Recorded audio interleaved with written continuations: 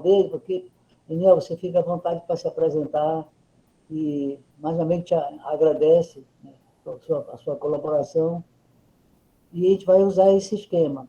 Então, é de 9 até 11 horas a aula e de 11 a 11h30 é aberto para as perguntas. Então, ontem a gente mudou, o doutor Ribamar pediu para fazer daquela forma, mas houve muita interrupção. Então, é preferível dar aula e depois fica à vontade, né? Você fica à vontade para fazer perguntas, ok? Só um aviso, alguém ontem estava gravando, e a professora Ana Rossi, daí de Mato Grosso, ela pediu até para que eu pudesse enviar, só que eu não tenho isso aqui.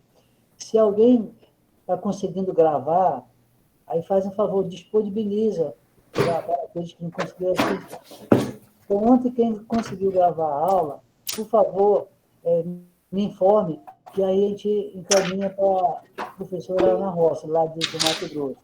Ela pediu essa gravação. Infelizmente, não estava sendo gravado porque o NIT não está autorizando mais agora, tem esse problema, né? Mas alguém daí de vocês falou que estava conseguindo. Se conseguir, ótimo. Aí disponibiliza que a gente pode disponibilizar para aqueles que não conseguiram assistir. Bom dia, professor Vilmar. Oi. Um bom dia para todos. Bem-vindo à aula de hoje, né? A gente vai ter até o dia 19. E hoje é o Dr. Eniel. Vocês podem perceber que nós estamos fazendo assim, recurso genético vegetal, ontem foi animal, hoje é recurso genético vegetal, amanhã será na área animal, uma colega vai redação de cultura, e assim por diante. Então, cada dia a gente investe. Na próxima semana, o assunto predominante vai ser mais recurso genético microbiano. Então, dessa forma, a gente vai tentar fazer com que a disciplina aborde os 3 assuntos, animal, vegetal e microbiano para vocês. Então, doutor Nel, à vontade, pode iniciar a sua aula. Mas tem alguém que está com o microfone aberto, que está fazendo um pouco de barulho no fundo aí, não sei quem é. Sim. Eu Okay? vou até fechar também o meu aqui. Então, vamos começar. Bom dia, pessoal. É um prazer. Estão me escutando direitinho? Está tudo normal aí? É um prazer estar aqui com vocês para Sim, está tudo normal, professor. Essa nossa conversa. Quero que vocês fiquem bastante à vontade para fazer as perguntas mais simples que vocês tiverem. Não fiquem com vergonha, porque as dúvidas de um de vocês pode ser a dúvida de muitos. Como a turma é bem diversa, tem pessoas com formação bastante variável, então seria bom que todo mundo se sentisse à vontade para perguntar o que quiser. Se eu souber responder, teria o maior prazer. Okay? Meu nome é Eniel Davi Cruz, eu trabalho com sementes florestais, com sementes há quase 40 anos, sementes florestais basicamente há uns 30 anos, e temos ao longo desses anos tentado desenvolver trabalho com semente, a linha de conservação, de germinação e de armazenamento de sementes de espécies arbóreas amazônicas. Okay? Se alguém depois tiver alguma dúvida, quiser fazer algum questionamento pelo meu e-mail, não tem problema, tá? E as nossas explicações estão na minha página, conforme está disponibilizado aí para você no slide. Bem, conservar sementes é uma tarefa que tem sido realizada ao longo de séculos. Então, mas por que nós devemos fazer isso?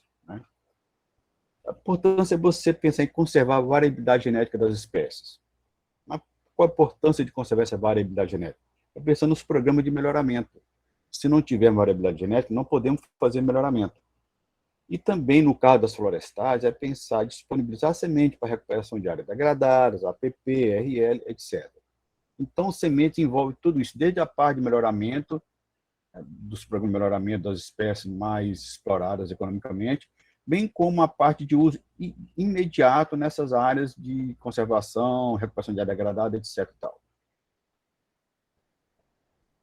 Aqui vou dar um exemplo para vocês sobre o milho. Hoje nós temos esse milho aqui, altamente produtivo, mas por que existe esse milho hoje? Porque algumas pessoas tiveram o cuidado de conservar esses tipos diferentes de milho. milho às vezes com pouca produtividade. Então, as pessoas foram conservando essas sementes dessa espécie, e que foi possível montar o programa de melhoramento, que hoje nós temos essa produtividade de milho grande no mundo todo, que serve para a alimentação de muitas pessoas, de animais e de muitas pessoas indiretamente.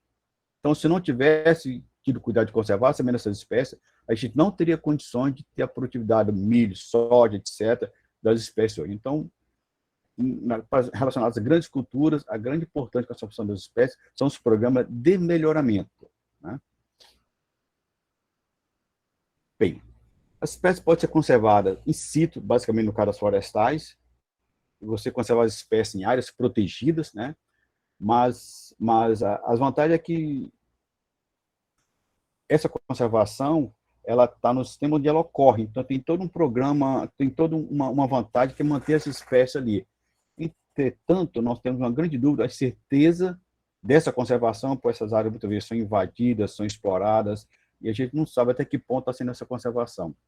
Outra coisa é o custo dessa conservação. É muito difícil, muito caro você manter essas unidades de conservação pensando que elas sejam conservadas como nós idealizamos. Está ali intacta, sem nenhuma intervenção do homem. Excita conservar essas espécies fora desse local, você trazer o material genético dessas espécies para ser conservado em outros locais. Essa pode ser tanto via semente, via estacas, pólen, etc. Entretanto, os custos disso, a vantagem são os custos, que são bem menores. A desvantagem é a carência de conhecimento sobre essas espécies. Vocês vão ver que, para fazer esse tipo de conservação, tem que ter todo um protocolo de informação sobre cada espécie. Cada espécie. Vamos pensar que no estado do Pará, na Amazônia, nós temos aproximadamente umas 5.500 espécies arbóreas. No Pará, em torno de 2.200. Eu tenho que desenvolver isso para cada uma dessas espécies. Você pode ver que é muito trabalho a ser feito para que a gente possa conhecer essas espécies e dizer a espécie A, B, C, D, eu posso conservar na condição X, Y, Z, e essa espécie tem que conservar em outras condições de temperatura, que eu vou falar ao longo da nossa apresentação para vocês. Ok?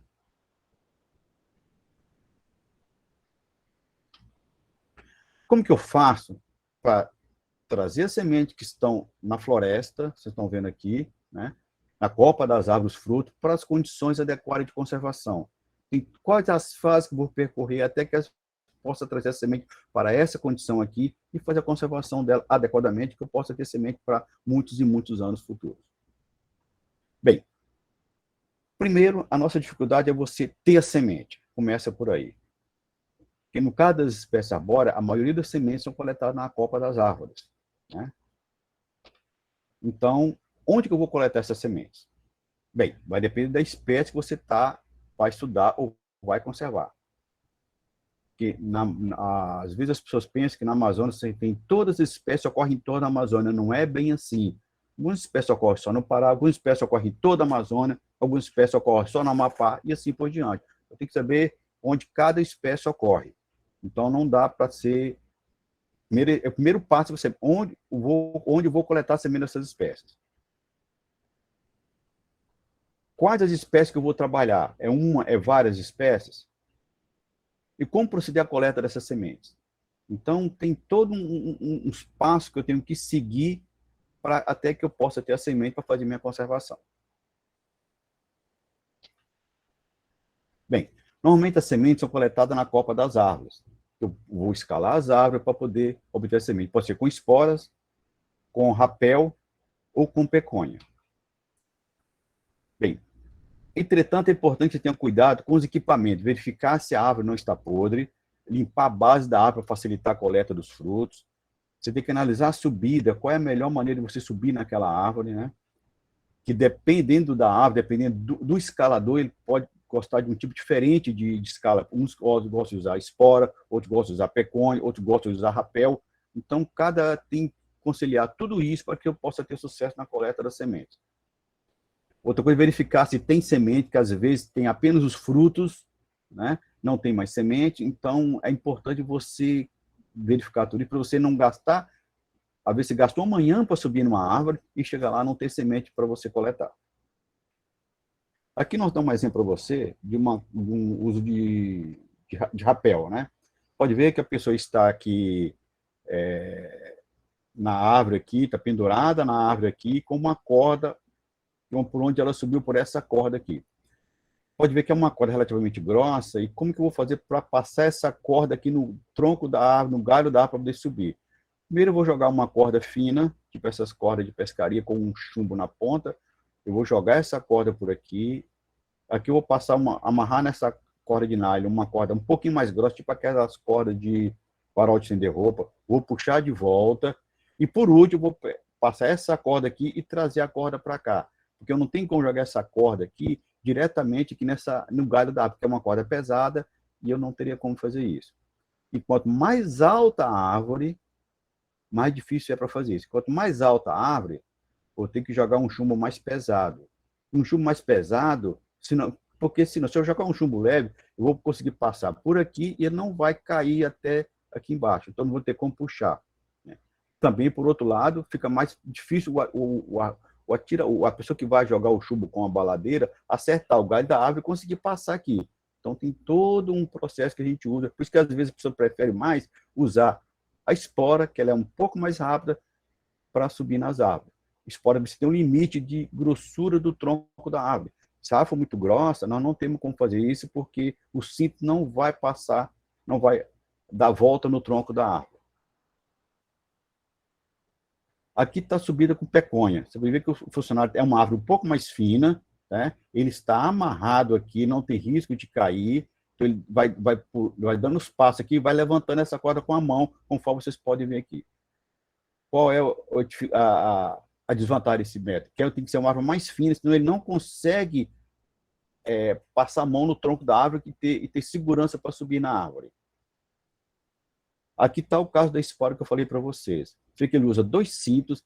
Se a árvore tiver um diâmetro muito grosso, esse cinto não vai sair daqui, dar a volta na árvore e chegar do outro lado da cintura dele. Tá? Então, tem que ser uma árvore onde ele possa fazer esse processo aqui. Normalmente se usa peconha em árvores mais finas, espora na árvore com diâmetro em torno de 50 centímetros, e a árvore com diâmetro superior, geralmente se usa o rapel. Então, quando chegar, por que ele leva 2 cintos? Quando chegar lá no tronco da árvore, em cima, ele vai passar um cinto na parte superior do tronco, para poder subir nos demais troncos da árvore, e vai soltar esse cinto aqui. Então, ele vai estar sempre amarrado, não tem como, ele não pode ficar solto lá nos troncos da árvore. Ele vai estar sempre amarrado, por isso que ele leva 2 cintos.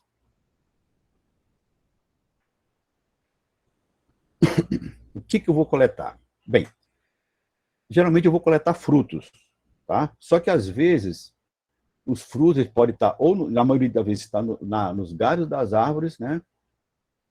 Ou então eu vou coletar semente, que às vezes está no solo, tá? Um detalhe que eu esqueci de mostrar para vocês aqui, quando ele chegar lá no tronco da árvore, ele vai ter que cortar esses ramos que estão aqui. Então, além dele estar lá em cima na árvore, vai ter que levar um podão para ele trabalhar lá em cima. Ou seja, ele tem que estar preocupado em não cair, né? Tem que estar devidamente amarrado lá em cima. Ainda vai ter que ter o cuidado de manusear uma vara, às vezes 8 metros, com peso na ponta, para poder cortar. É um trabalho muito difícil, muito duro de fazer, porque pesa isso aí. Na hora que você esticar a vara com o podão na ponta, é um peso considerável. Tá? A mesma forma, o cara que trabalha com a peconha, quando ele chegar onde ele vai subir na árvore, vai ficar acomodado num galho da árvore em cima, tipo uma forquilha, alguma coisa assim, para ele poder trabalhar com o podão. Né? Senão ele não tem como estar segurando, ele não vai poder ficar nessa posição que vocês estão vendo aqui e trabalhar. Ele tem que acomodar num galho da árvore em cima, para que ele possa trabalhar com tranquilidade. Meu esporo é o mesmo caso, ele vai subir, vai levar a corda do podão, quando chegar lá em cima, ele vai pedir para mandar o podão para ele vai levar o podão e vai cortar os galhos. Às vezes os galhos estão 7, 8, 9, 10, 12 metros de onde ele está no tronco da árvore.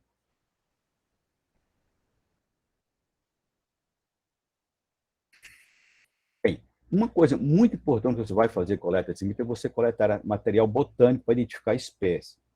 Tá? É essencial que se faça isso. Então, você vai coletar, como você está vendo aqui, ramos com flor, ou botões florais, ou então até frutos. Esse material vai ser prensado, vocês estão vendo aqui prensando material aqui, que serão encaminhados para os herbários para a identificação das espécies. Às vezes, nós sabemos qual é a espécie que está coletando, mas às vezes a gente tem dúvida. E mesmo sabendo, é bom a gente trazer o material para os herbários para que a gente possa confirmar que espécie é aquela que eu estou coletando as sementes. Tá? Esse material vai ser prensado, depois vai ser desidratado, vai trazer para o herbário, e aqui nós preparamos material para fazer fotografia, para que a gente possa ter material para apresentar quando a gente tiver necessidade, como nesse caso, nessa apresentação de agora. Às vezes a gente está na mata e não tem, você tem que pensar material lá no chão, porque a gente não tem estrutura que a gente possa apoiar para prensar. Então você prensa material dentro da floresta, que tem que ser prensado na hora que você coleta.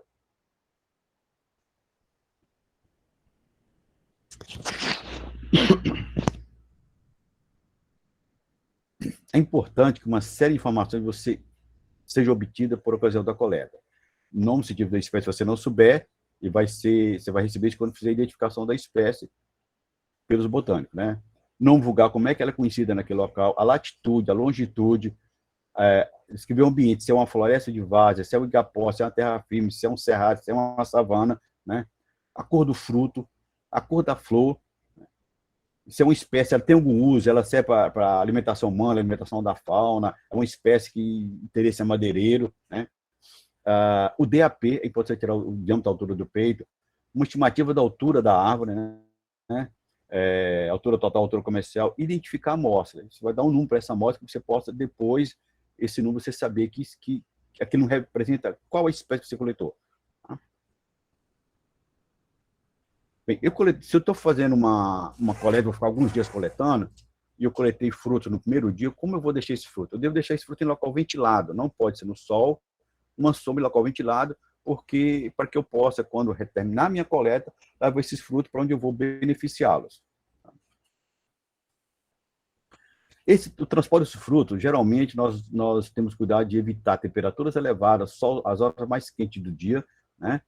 E dependendo da espécie, que vai falar mais na frente um pouco, a gente transporta esse fruto em isopor, para evitar temperaturas muito elevadas que possa comprometer a qualidade das sementes. Beneficiamento.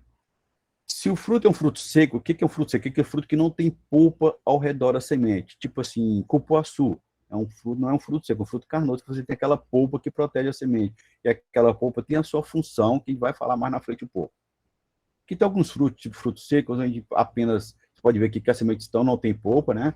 As sementes estão livres aqui dentro do fruto, é só remover a semente, que ela está pronta, ou para semear, ou para plantar, ou para alguma outra coisa. Mais algumas espécies, alguns tipos de frutos secos que vocês podem visualizar aqui. Aqui são os frutos carnosos, que é o fruto que tem a polpa que protege a semente. Aqui nós temos quatro tipos de fruto aqui, que vocês estão vendo. Aqui é um marimaria, aqui é um visgueiro, aqui é um ingá, aqui é um tipo de abil abiurana, abil do mato, né? Então, para que eu tenha essas sementes aqui, cada um daqueles frutos é uma semente deles que é devidamente limpa. Ao passo que vocês visualizarem aqui nós temos a polpa, que tem uma proteção que está ao redor da semente, que nós temos a substância pegajosa que está revestindo a semente, o ingá, nessa parte comestível que protege a semente, aqui esse abil também protege a semente. Então, eu vou tirar a semente do fruto, eu vou ter todo um processamento, vou lavar, e para que eu possa ter a semente devidamente limpa, que eu possa ou plantar, ou armazenar, e assim por diante. Tá? Tempo que como que eu vou proceder para cada uma dessas espécies, vai depender da espécie do fruto que eu estou trabalhando. Cada espécie tem seu tempo, tem o seu procedimento para você fazer essa limpeza da semente.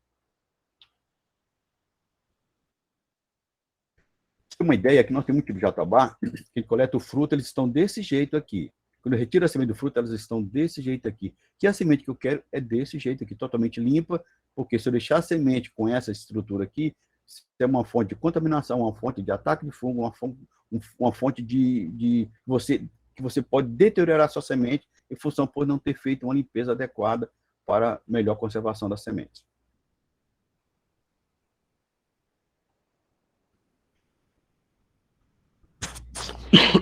Aqui nós temos um tipo de espécie que são as sementes aladas. Né? Se você olhar esses frutos aqui, os frutos são esses frutos aqui, que às vezes eles vão ficar na copa das árvores, que vai abrir essa estrutura aqui, que vocês estão vendo aqui, vai liberar sementes. Ou seja, se eu não fizer aquela análise que eu falei lá no início para vocês, ver se tem fruto, se os frutos estão cheios. Né? Então, geralmente, a gente tem que ter esse cuidado, ter um binóculo bom para olhar na copa da árvore, ver se realmente os frutos não estão abertos. Não, eu vou gastar toda uma energia, todo um tempo, e chegar lá, não vou ter semente, vou ter apenas frutos vazios. Então, é muito importante ter esse cuidado. para você não fazer uma escalada em vão e você perder boa parte do seu dia sem conseguir coletar nenhuma semente. Mas para isso a gente tem que saber também qual a época que cada semente, cada espécie produz as sementes. Então, isso é um trabalho que a gente vem fazendo ao longo dos anos, identificando a época de produção das sementes de cada espécie. Bem, se os frutos caíram, e você vai coletar, já há muito tempo os frutos estão lá no chão, na floresta, você pode ter como está ocorrendo aqui, fruto totalmente estragado, a semente totalmente danificada, furada, então passou, o fruto caiu, eu não coletei quando eu deveria coletar, então as sementes já não prestam mais, estão todas danificadas. Ou pode ocorrer também a semente germinar dentro do fruto, passou a época de coleta, veio a chuva e a semente germinar dentro do fruto, ou seja, não estragou, mas eu também passei da época de coleta das sementes. Vamos falar um pouco sobre germinação. Eu já falei sobre a coleta das sementes, eu tenho que saber qual espécie que eu vou coletar, né? Para isso, eu tenho que saber quando é que a espécie produz sementes, quais os métodos que eu vou usar para coletar sementes, se vou usar rapel, espora ou peconha, né? Já sei que o transporte é essencial, esse transporte, evitar as temperaturas muito elevadas para que eu não possa ter comprometimento na qualidade das sementes, tá? E eu já falei um pouco sobre o beneficiamento também. Esse beneficiamento da semente vai depender de cada espécie. Cada espécie eu vou ter a sua metodologia que a gente usa para extrair a semente, ter uma semente de menor qualidade possível. Agora vamos falar um pouco sobre germinação. Normalmente a gente pensa que as sementes germinam rápido. Se plantou a semente, ela vai germinar logo. E nós temos um caso de ingá, que começa a germinar com 4 dias. 16 dias tem germinação de quase 100%. Aqui nós temos tauari, já demora um pouco mais para começar a germinação e demanda um pouco mais de tempo para germinar. Aqui nós temos a sarandoco, que já demora um pouco mais de tempo para germinar e o processo de germinação é um pouco mais lento, demora até quase 300 dias para você chegar a 85% de germinação. E nós temos espécies que demoram muito mais tempo ainda. Começa com em torno de 30 dias e demora até 630 dias para germinar. Tá? Então, cada espécie tem que ver por que aquela espécie está demorando para germinar. O que está ocorrendo com aquela semente, por que ela não está germinando logo que eu fiz a semeadura. Aqui, para você ter uma ideia, dentro da própria família, você tem uma variação muito grande. E nós temos várias espécies aqui, de sapotáceas, que são espécies que são as abiuranas, os abios, né? Que algumas espécies iniciam a germinação muito rapidamente, ó, de 10 até 20, 40, 30 dias, e assim por diante. E algumas germinação terminam muito rápido, né? 18 dias, com germinação bastante elevada. Porém, tem algumas espécies que demoram até 535 dias para germinar. Mas por que está ocorrendo com essa espécie? Então, eu tenho que ver o que está ocorrendo, por que a espécie não está germinando logo que eu faço a semeadura.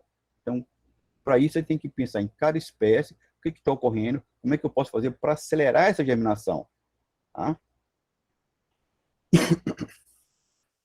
Você pode ver, há uma variação muito grande dentro das espécies, dentro das famílias. Tá? Então, isso é muito comum você ter, como o número de espécies é muito grande, geralmente nas famílias, então você tem uma variação muito grande entre as espécies. Aqui nós temos a família Fabácea, a família leguminosa, também é uma variação muito grande. Ó, começa com 3 dias até 10 dias, começa com coisa até 1.709 dias.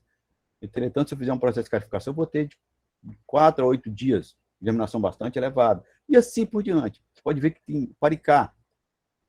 Pode terminar demandar até 2.300 dias para germinar algumas sementes. Né? Não todas. Alguns você vai germinar com 20 dias, outros com 30 dias, 35 e assim por diante. Né? Entretanto, se eu fizer essa classificação da semente, eu vou ter isso aqui em 15 dias. Germinação bastante elevada em 15 dias. Ou seja, algumas espécies eu tenho um problema e já sei como resolver o problema. Para alguns eu ainda não sei, mas com as espécies eu já sei como fazer para resolver esse problema, para ter uma germinação rápida e uniforme no menor tempo possível. Qual a importância de você ter uma germinação rápida e uniforme? Primeiro, se você germinar rapidamente, vai ficar menos suscetível a ataque de fungos, de bactérias e de predadores. Então, o ideal é que a semente germine o mais rápido possível, para que eu tenha também as minhas mudas mais uniformes possível, para quando eu plantar não ter problema de ter uma heterogeneidade no crescimento das plantas quando for fazer o plantio. Pode ver, como eu falei para vocês, uma variação muito grande na taxa de germinação das espécies, tá? E uma variação muito maior no início da germinação, maior ainda no término da germinação. Pode ver que aqui o fim da germinação é bastante variável entre as espécies.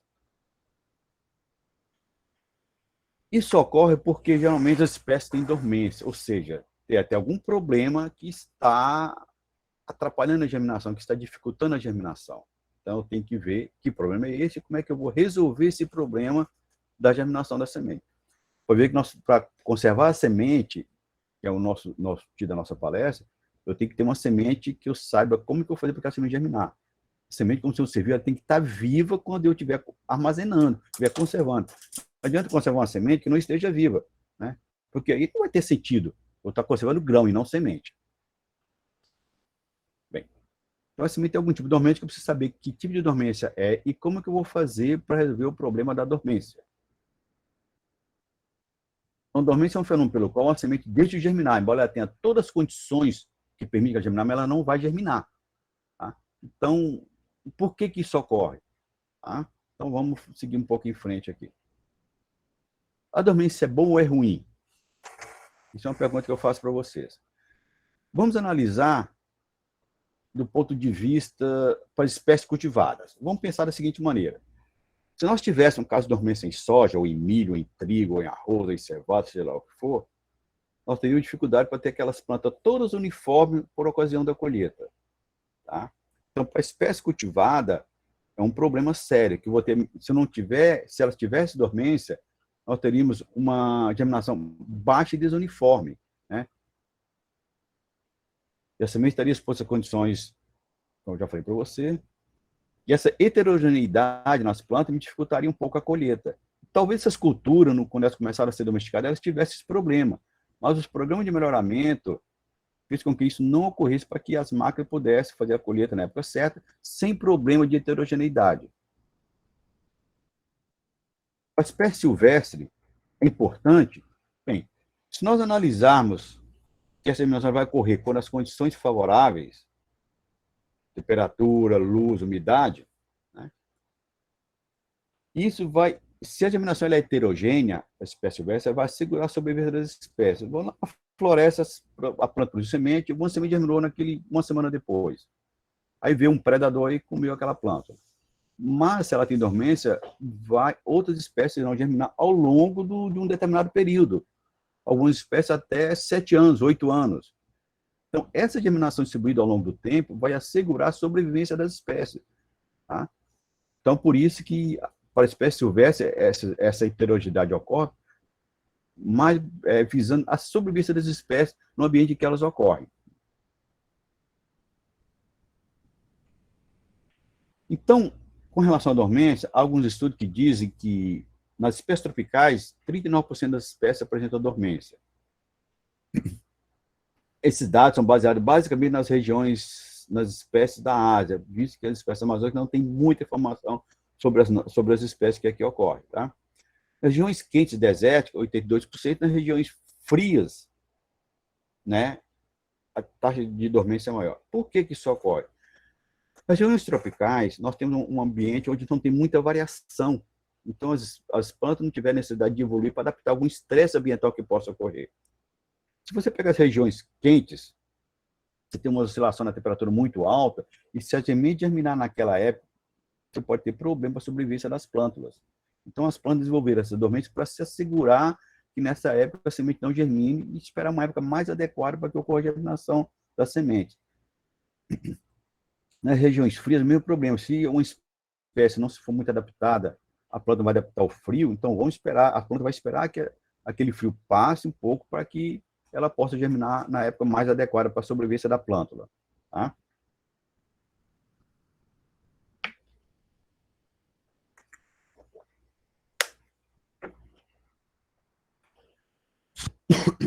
Bem, vamos seguir aqui. A dormência ela pode ser natural, ou seja, a espécie já tem aquela dormência no seu genótipo, nas suas características, ela é natural da espécie. Ela vai ocorrer durante a maturação da semente. Vou dar um exemplo para vocês aqui. Aqui nós temos uma espécie, quando as sementes estão ainda verdes, tipo aquele feijão verde que a gente compra na feira, né? A semente não tem dormência, o teor de água é bastante elevado ainda, né? Germina 80%, não tem sementes duras, ou seja, aquelas sementes que não germinam, né? E aqui, se nós analisarmos a semente já um pouco mais seca, né, com 16% de água, a semente já começa a aparecer a dormência. Então, ou seja, tem uma semente dura elevada, a passagem de germinação é menor. E quando a semente está pronta para ser dispersa, está pronta para ser colhida, a germinação, o teor de água cai ainda, a germinação é bem pequena e o processo de semeadura é muito maior. Ou seja, à medida que a semente vai secando, né, a dormência vai sendo instalada e você vai ter mais dificuldade para fazer a germinação das sementes. Ou seja, esse é um processo natural das espécies. Você pergunta, mas por que eu não vou colher a semente quando ela não tem dormência? Porque se você colher a semente, que ela vai estar muito verde, vai ter muito problema de quebra-dormência, se vai ter problema de fungo, vai atacar a semente, ou seja, você não deve colher a semente nessa época. A semente tem que estar apta para ser colhida quando tiver com teor de água baixo, onde você não vai ter esses problemas para fazer a colheita das sementes. Ok?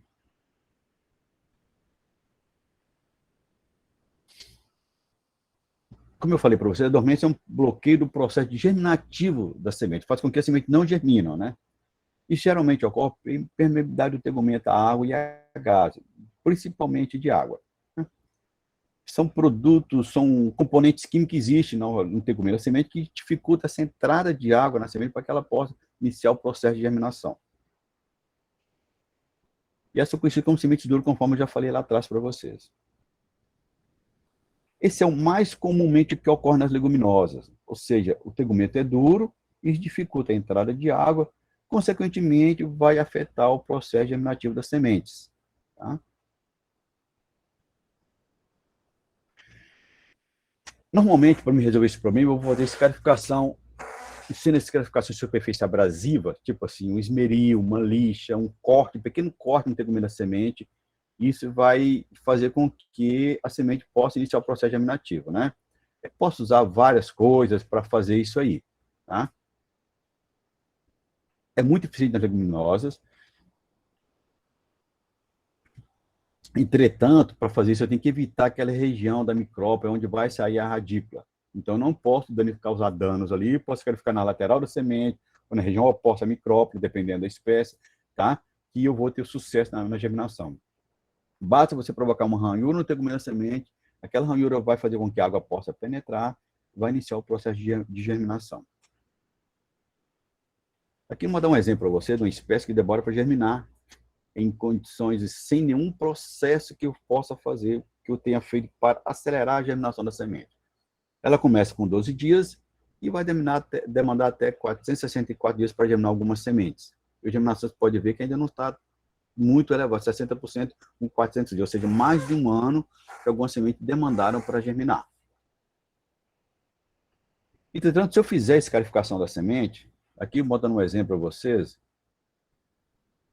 a maneira errada, na minha escarificação eu não posso deixar que apareça os tecidos de reserva da semente. Também essa parte branca aqui, ela tem que ser mais superficial, eu não posso fazer desse jeito aqui, porque isso aqui é entrada de fungos que pode acabar danificando a minha semente. Ou seja, é apenas uma ranhura no tegumento da semente para facilitar a entrada de água.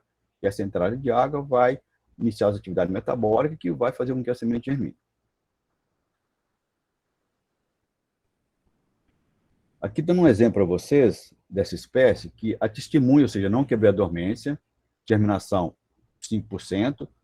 Quando eu passo a ver no esmeril, 83% de germinação, que eu faço um corte na lateral, 84%, e assim, e na região oposta, 86%. O que seria a região oposta? Para algumas espécies, esse cara ficar nessa lateral, esse cara ficar na região oposta aqui, vai influenciar na velocidade de germinação das sementes. Tá?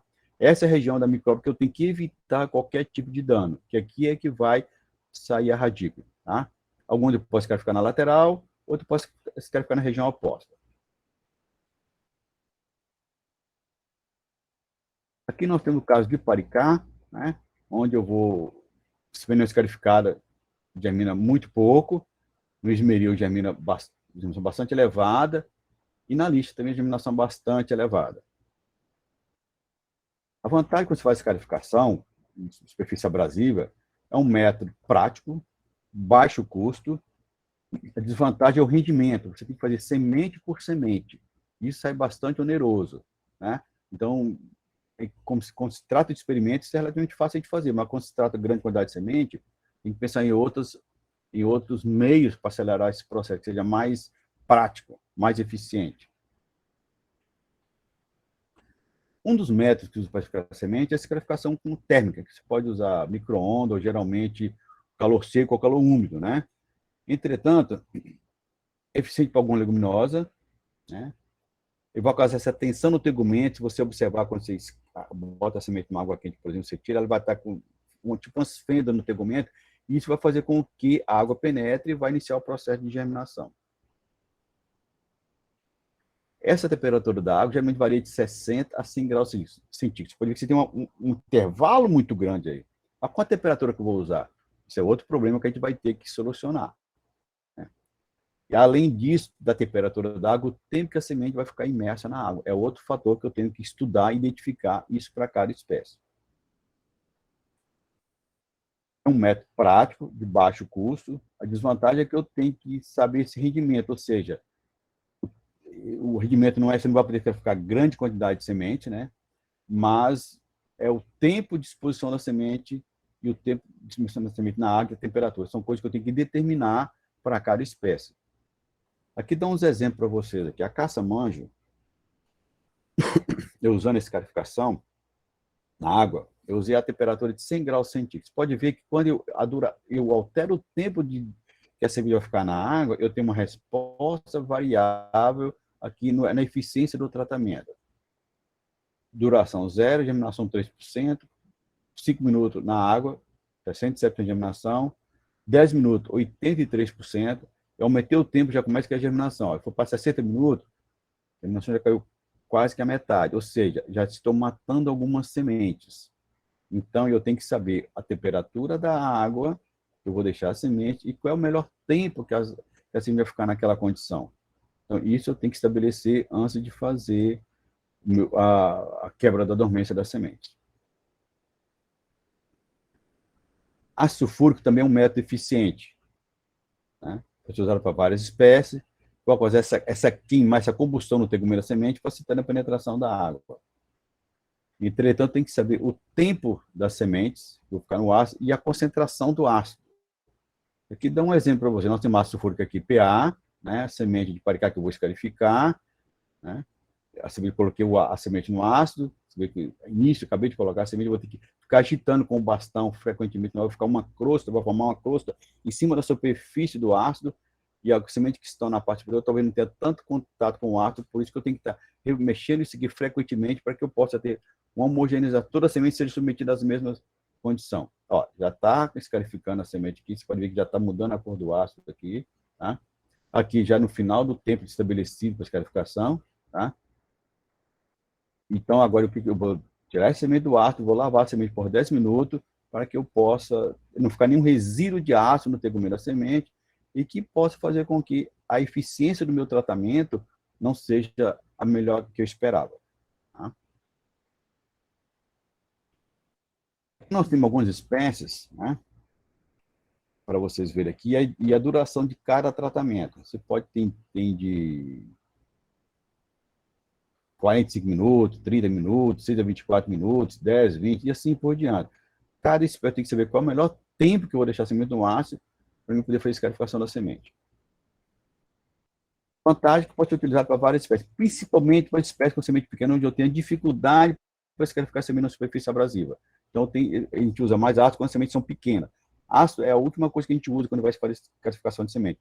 Prefiro a lixa, né, ou o esmeril se a semente for grande, que ela é você tem menos risco de ter algum problema quando você usa o ácido. Né? Eu tenho que saber qual é a duração do tratamento, né? O ácido pode ser utilizado várias vezes? Pode. Só que se você usou o ácido, vai usar novamente, você vai ter que aumentar o tempo de exposição daquela semente no ácido, porque o poder corrosivo dele já é menor. Né? Eu vou ter que definir isso também. O cuidado que eu tenho que ter. Posso usar o ácido várias vezes? Posso. Porém, eu tenho que pensar no tempo que eu vou deixar essa semente no ácido.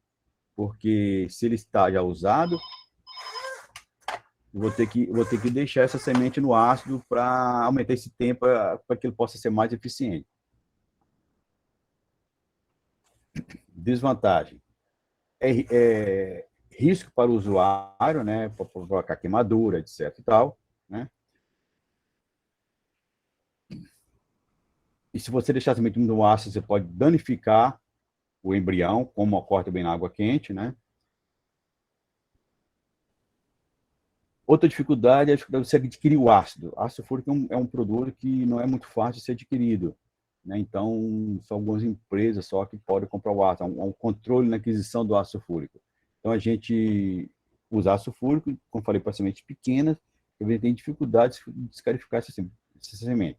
Mas tem que dar opção. Olha, a lixa funciona, o ácido funciona também, a água funciona, e assim você vai dizendo quais as melhores opções que tem para o usuário escolher aquilo que mais lhe é conveniente. Tá? Bem, algumas sementes, elas não têm tegumento impermeável, mas tem aquilo que nós chamamos de embrião imaturo. Ou seja, no caso da maçaranduba, por exemplo, ela não tem tegumento, não é impermeável, não adianta você qualificar que ela não vai acelerar a germinação, mas você coloca a semente, ela demora muito para começar a germinar. Então, isso são sementes que tem que fazer estratificação, deixar ela estratificada, pode ser numa serragem, pode ser numa vermiculita, e esperar um tempo para que ela possa iniciar o seu processo de germinação. Eu comparo o embrião imaturo como uma criança que nasce imatura, ou seja, ela vai precisar ficar um tempo na incubadora ali para que ela possa depois desenvolver normalmente. Então, a semente é a mesma coisa. O embrião ainda... A semente foi dispersa, mas o embrião não estava totalmente no ponto de começar o desenvolvimento da plântula. Então, vai precisar de um determinado período, que pode ser muito variável para cada espécie, para que ela possa iniciar o processo de germinação. Bem, nós falamos para vocês sobre coleta, transporte, beneficiamento, germinação. Vamos falar sobre secagem de sementes. Bem, por que secagem de sementes? Por que eu tenho que secar as sementes? Vamos começar a conversar sobre isso aqui. Primeiro que se eu for armazenar uma semente úmida, eu vou ter problemas de ataque de pragas e doenças e fungos. Ou seja, eu preciso secar a semente para me armazenar. Tá? Isso é um fato que tem que ser efetuado. Mas eu posso secar semente de qualquer espécie? É um outro problema que a gente tem que vai comentar aqui com vocês. Tá? Como que eu vou saber se eu posso secar de uma determinada espécie ou não? Bem, a semente, armazenar a semente, tem que desidratar essa semente. Agora, até que ponto que eu posso desidratar sem matar a semente? Tá? Bem, as sementes, elas têm três categorias, são classificadas em três categorias de semente. São sementes ortodoxas, são aquelas sementes que eu posso desidratar até em torno de 5 a 6% de água, alguns até 3% de água, e que eu possa conservar na temperatura de menos 20, que é a temperatura normalmente usada para conservar materiais genéticos. A temperatura de um freezer, por exemplo. Né? Os grandes bancos de germoplasma mundial utilizam essa temperatura para conservar as sementes. Tá? Então, tem que secar a semente nessa condição. Mas nós temos uma semente, nós chamamos rebeldes. Né? Então, é uma semente que não pode desidratar, que se eu desidratar os valores baixos como isso, eu vou matar a semente. Então, são chamadas sementes recalcitrantes. Bem, e como fazer com essa semente? Nós vamos ver o que nós podemos fazer. Então, eu posso secar, porém não muito, para que eu possa pensar no armazenamento. Tá? E esse armazenamento não pode ser na temperatura muito baixa, porque se eu colocar a semente recalcitrante com a temperatura de água elevada, a temperatura sub-zero, vai formar cristais de gelo dentro da semente que vai matar a semente. Tá? E nós temos um grupo intermediário, que nós chamamos de intermediário, que pode ser secado em torno de 12% a 14% de água, talvez até um pouco menos, né? 7%, 8% de água, e que eu vou poder armazenar por um determinado período.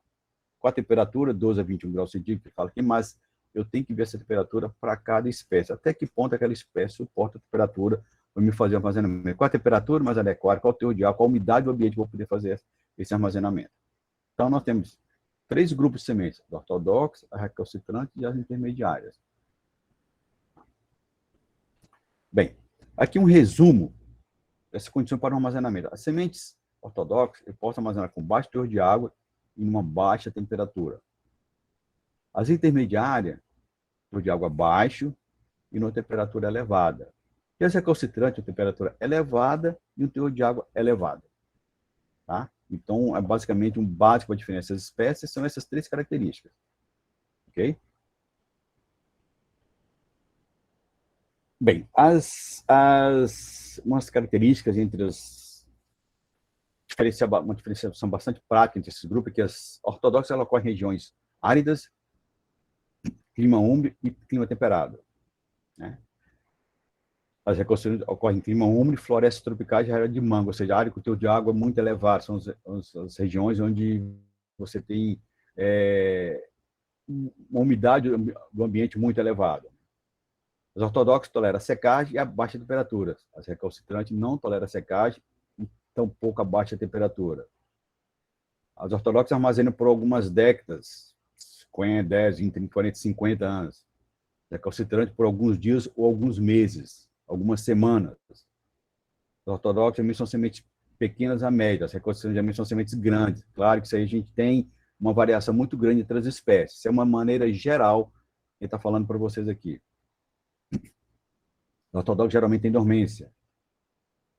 As recalcitrantes têm dormência ou não, né? E essa dormência ela pode superar isso facilmente ou não. Então, essa dormência ela é muito variável, né? Nós temos muitas ortodoxos que não têm dormência, tá? Também temos recalcitrantes também que não têm dormência e alguns que têm dormência também. Aqui, para você ter uma ideia dessas três classificações, não exatamente ortodoxa aqui, uma paricá é uma semente ortodoxa.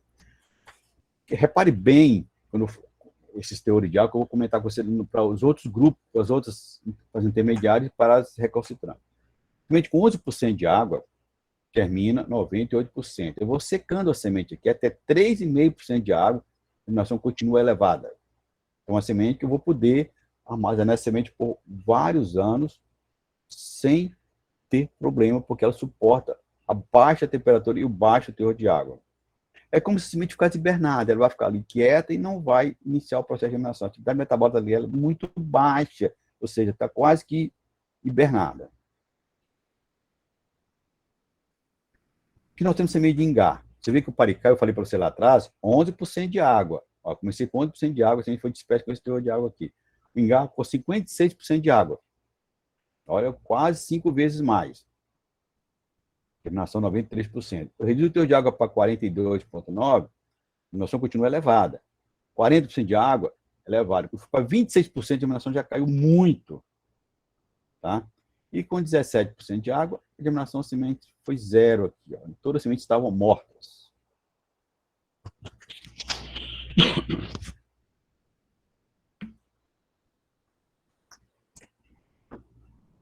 Então, nós estamos olhando o extremo aqui. As ortodoxas, 11% de água começou para 3,2%. A recalcitrante, com 56% de água, com 17% estavam mortas. Enquanto que o paricá, pode ver aqui, 3,2% de água germinando 98%. Ou seja, não tem problema, parece que eu já tenho problema para pensar em conservação. Tá? Mas vamos pegar um tipo intermediário aqui, a palheteira. 19% de água, germina bem, se vai baixando o teor de água até 9% de água, germina relativamente bem. Mas quando você baixa mais o teor de água a 5%, a germinação já cai menos da metade. Ou seja, isso aqui é uma espécie intermediária. Eu vou poder secar a semente, porém, não tanto quanto a paricá, quanto tanto as ortodoxas, e um pouco mais que as sementes recalcitrantes, no caso do ingá. Ó, aqui está com 22%, 17% de sementes estão mortas.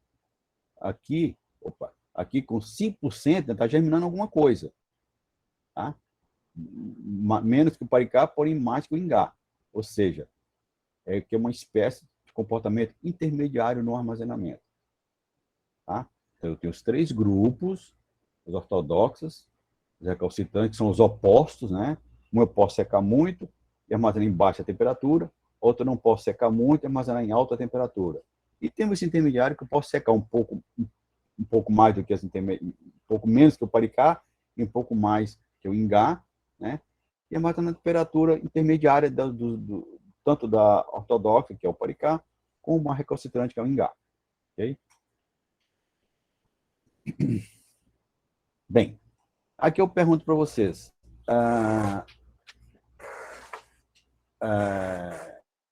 E como que eu vou saber isso? Como que eu vou saber qual a condição que eu tenho que fazer para armazenar a semente das minhas espécies? Isso aqui vai depender da espécie. Eu tenho que ter esse processo, esse protocolo para cada espécie que eu estiver trabalhando. Tá? Então, eu vou ter que coletar a semente, começar a estudar desde a germinação daquela espécie, para que eu possa estabelecer qual a condição que eu vou armazenar aquela semente. Tá? Então, a gente tem que estudar espécie por espécie. Aqui eu costumo dizer que nós aqui vamos passo a passo. Nós temos 3 fases quando nós coletamos a semente. Primeiro é ver se a semente tem problema para germinar. Tá? Ótimo. Não tem problema, eu vou resolver o problema. Em impermeabilidade de termômetro água, qual é o melhor método para superar essa dormência? Então, eu vou resolver os problemas. Já sei isso aí, agora eu vou fazer a secagem da semente, ver se ela suporta a secagem. No caso aqui, vamos pegar aqui.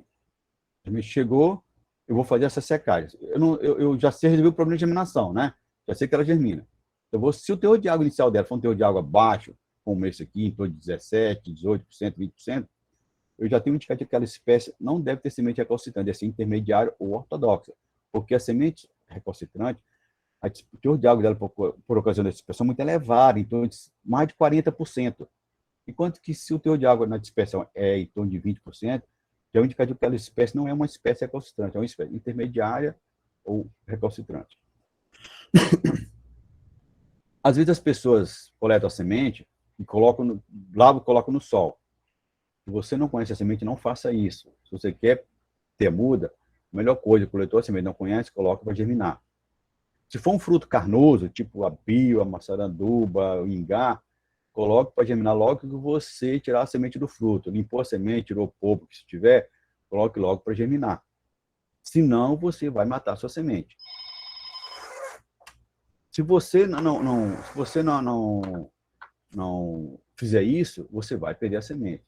Agora, se você já tem alguma informação para aquela semente, siga o procedimento que a metodologia estabeleceu para que você possa fazer o processo de germinação. Imagine você, no universo que nós temos aqui de 5.000 sementes, 5.000 espécies na Amazônia, quais as espécies que já têm essa informação?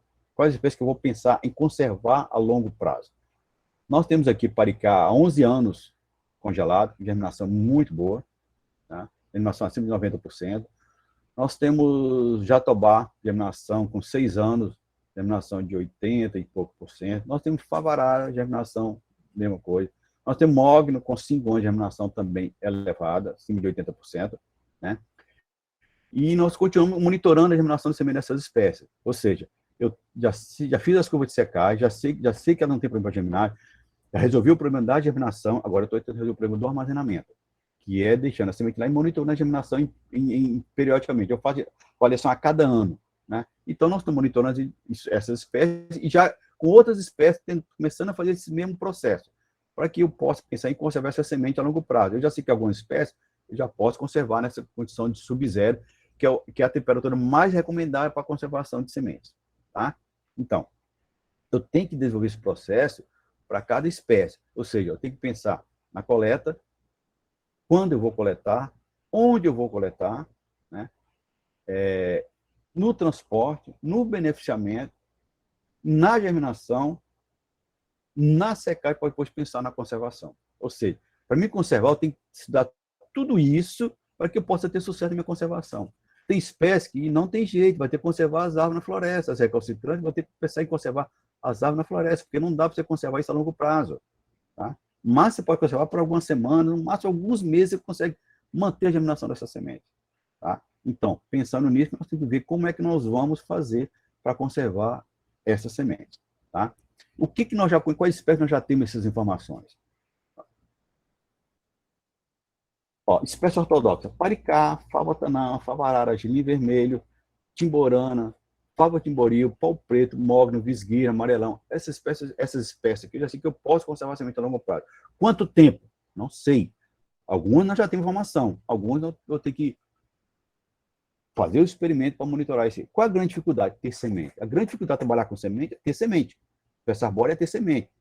Porque você precisa de uma quantidade grande de semente, precisa, para o experimento de secagem, precisa de 600 a 1.000 sementes. Imagine você, numa espécie que você tem uma semente por fruto, se eu conseguir 1.000 frutos, às vezes é difícil.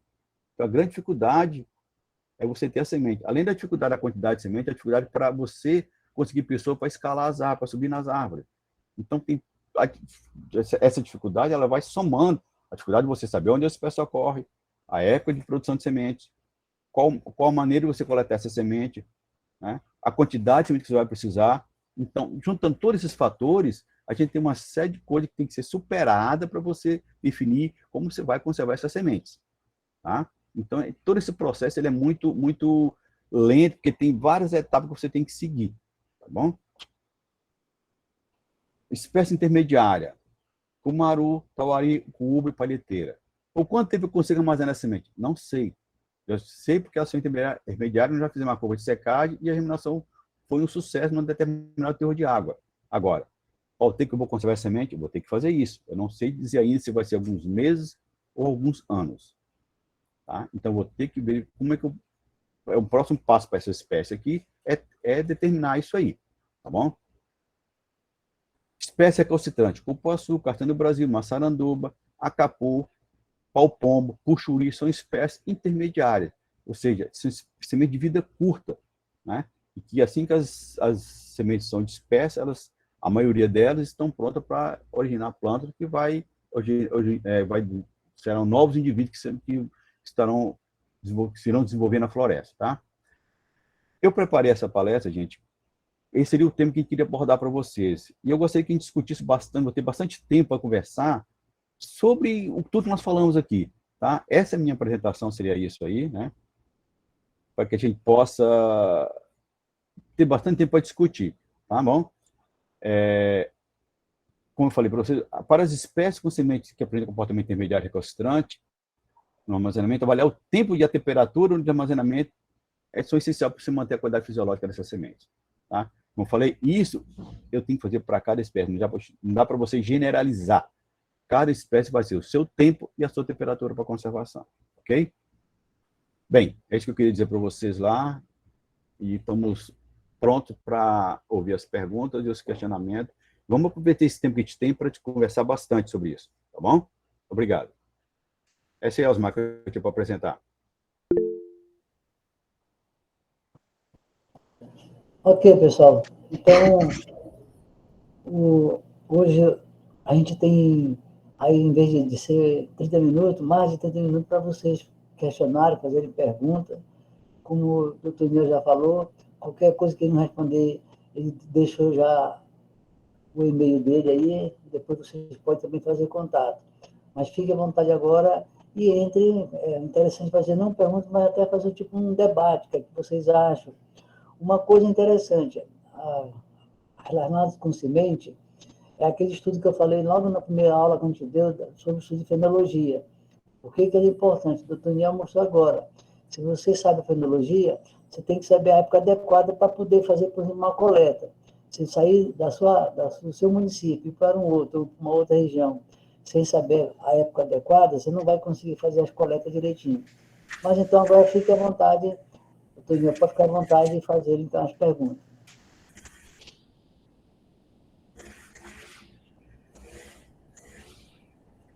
Bom dia a todos.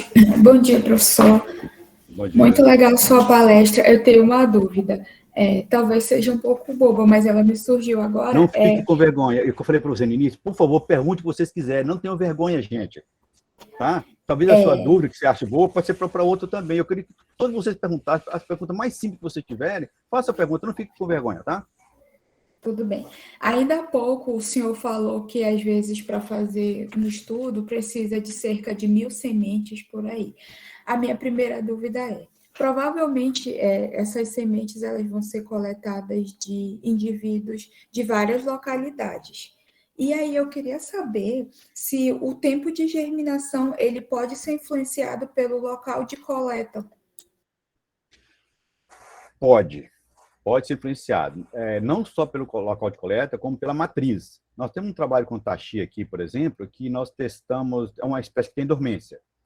Nós testamos um tempo estabelecido de 10 minutos, que um colega fez com uma matriz aqui para quebrar a dormência, e nós observamos que esse tempo não funciona para todas as matrizes. Nós temos uma germinação que variou de 10%, ou de 20% a 90%, usando o mesmo tratamento. Você pode ter variação na taxa de germinação, nos locais e dentro das matrizes do mesmo local. Pode ocorrer, sim. Obrigada, professor. Vamos, gente, vamos participar, pessoal. Vamos lá. Bom dia. Ótimo, tudo ótimo. Então, se pode falar.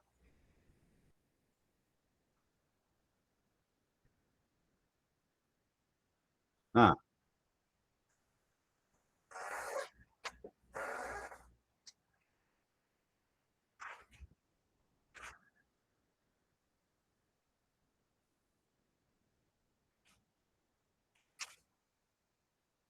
ah.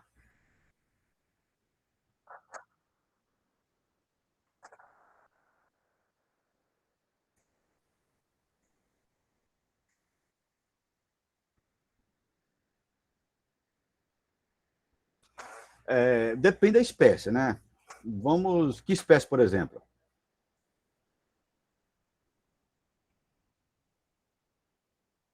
Na manga não tem muito problema, não tem muito problema para germinar, não, tá? Eu não acho que não vai ter muito problema. Eu não conheço a mangueira, mas acho que não tem problema. Por exemplo, vamos dar um exemplo aqui.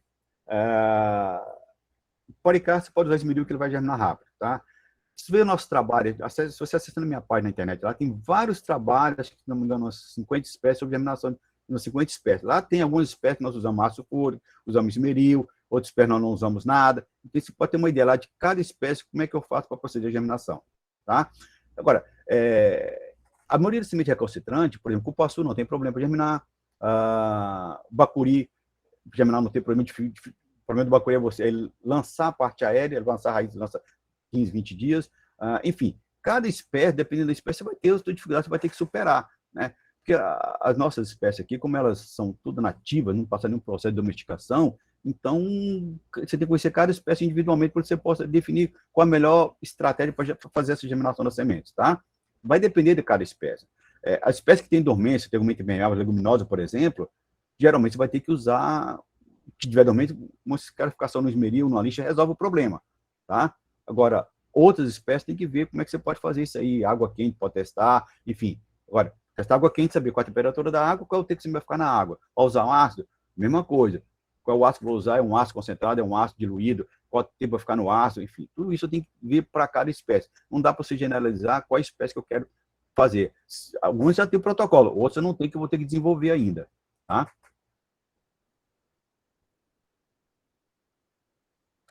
Eu não sei dizer, cara. Mas eu acho que se tiver problema já está solucionado, porque esse planto de maçã, né, eu não sei dizer, essas fruteiras temperadas, eu me concentro mais na parte florestal. Pô.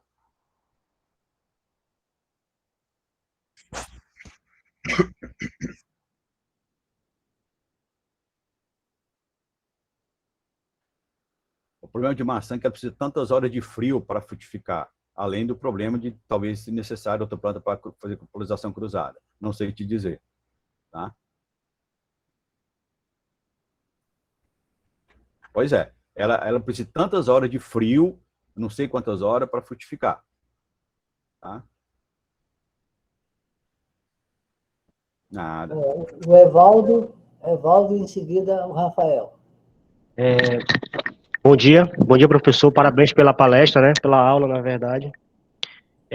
Eu tenho algumas perguntas aqui. Vamos lá. Fica à vontade, viu? Eu sou engenheiro agrônomo. Eu tenho até 11h30 para conversar com vocês. Bom demais. Eu sou agrônomo também e tenho algumas dúvidas também que sempre surgia quando a gente estava na faculdade, né? E alguns colegas devem ter também essas dúvidas aí, talvez não tenha percebido durante a palestra. Eu tenho aqui algumas perguntas, não é só uma, são várias. A primeira, que é uma bem simples, como que se diferencia a semente do grão? O grão é aquilo. Vamos falar de culturas agrícolas. O grão é aquilo que se usa para comer, ou seja, não tem vida. Pode até germinar, mas o objetivo dele é exatamente o consumo. Semente é um ser vivo, então ela tem que estar viva, que você vai poder cultivar aquilo posteriormente. Certo, mas se eu tiver ela na mão, um punhado de semente e um punhado de grão, como que eu identifico? Você não tem como identificar, você saber qual é a origem daquela semente. Semente, tem que saber de onde é que ela veio, como que ela foi colhida, como é que ela foi processada. Você não tem como saber na mão. Tá? Tem que saber qual a origem daquela semente. Quem produziu aquela semente? Ele produziu grão ou produziu semente? Tô falando assim, de milho, soja, essas coisas assim. Tá? E quais são os métodos mais utilizados para verificar a viabilidade da semente? A germinação. Você vai ter que fazer a germinação dela e ver se ela está viva ou não. Tá? Se for pegar milho, só escultor, não tem problema. Faz a semeadura lá que ela vai germinar. Se tiver boa. Se não tiver boa, E se não foi conservado, foi armazenado na condição adequada, tudo isso, ela não vai germinar. aqueles métodos Ok? bioquímicos de tetrazole eu posso utilizar para essas sementes florestais também? Olha, o tetrazole é um método para você ver se a semente está viva, não para ela germinar, ok? Ela vai colorir o embrião está vivo. Tetrazole, normalmente se usa tetrazole. Você tem uma semente que demora 6 meses para germinar, tá? Você não plantar aquela semente e esperar 6 meses para ver se ela vai germinar, você faz um teste de tetrazole. A semente está viva, então ela vai germinar daqui a 6 meses, ou um período menor, tá entendendo? O tetrazole vai te dizer se a semente está viva ou não. Ele não é um teste de germinação, não. Muito bem. A semente está viável ou não, ok? Ok. Pode perguntar mais. O Rafael,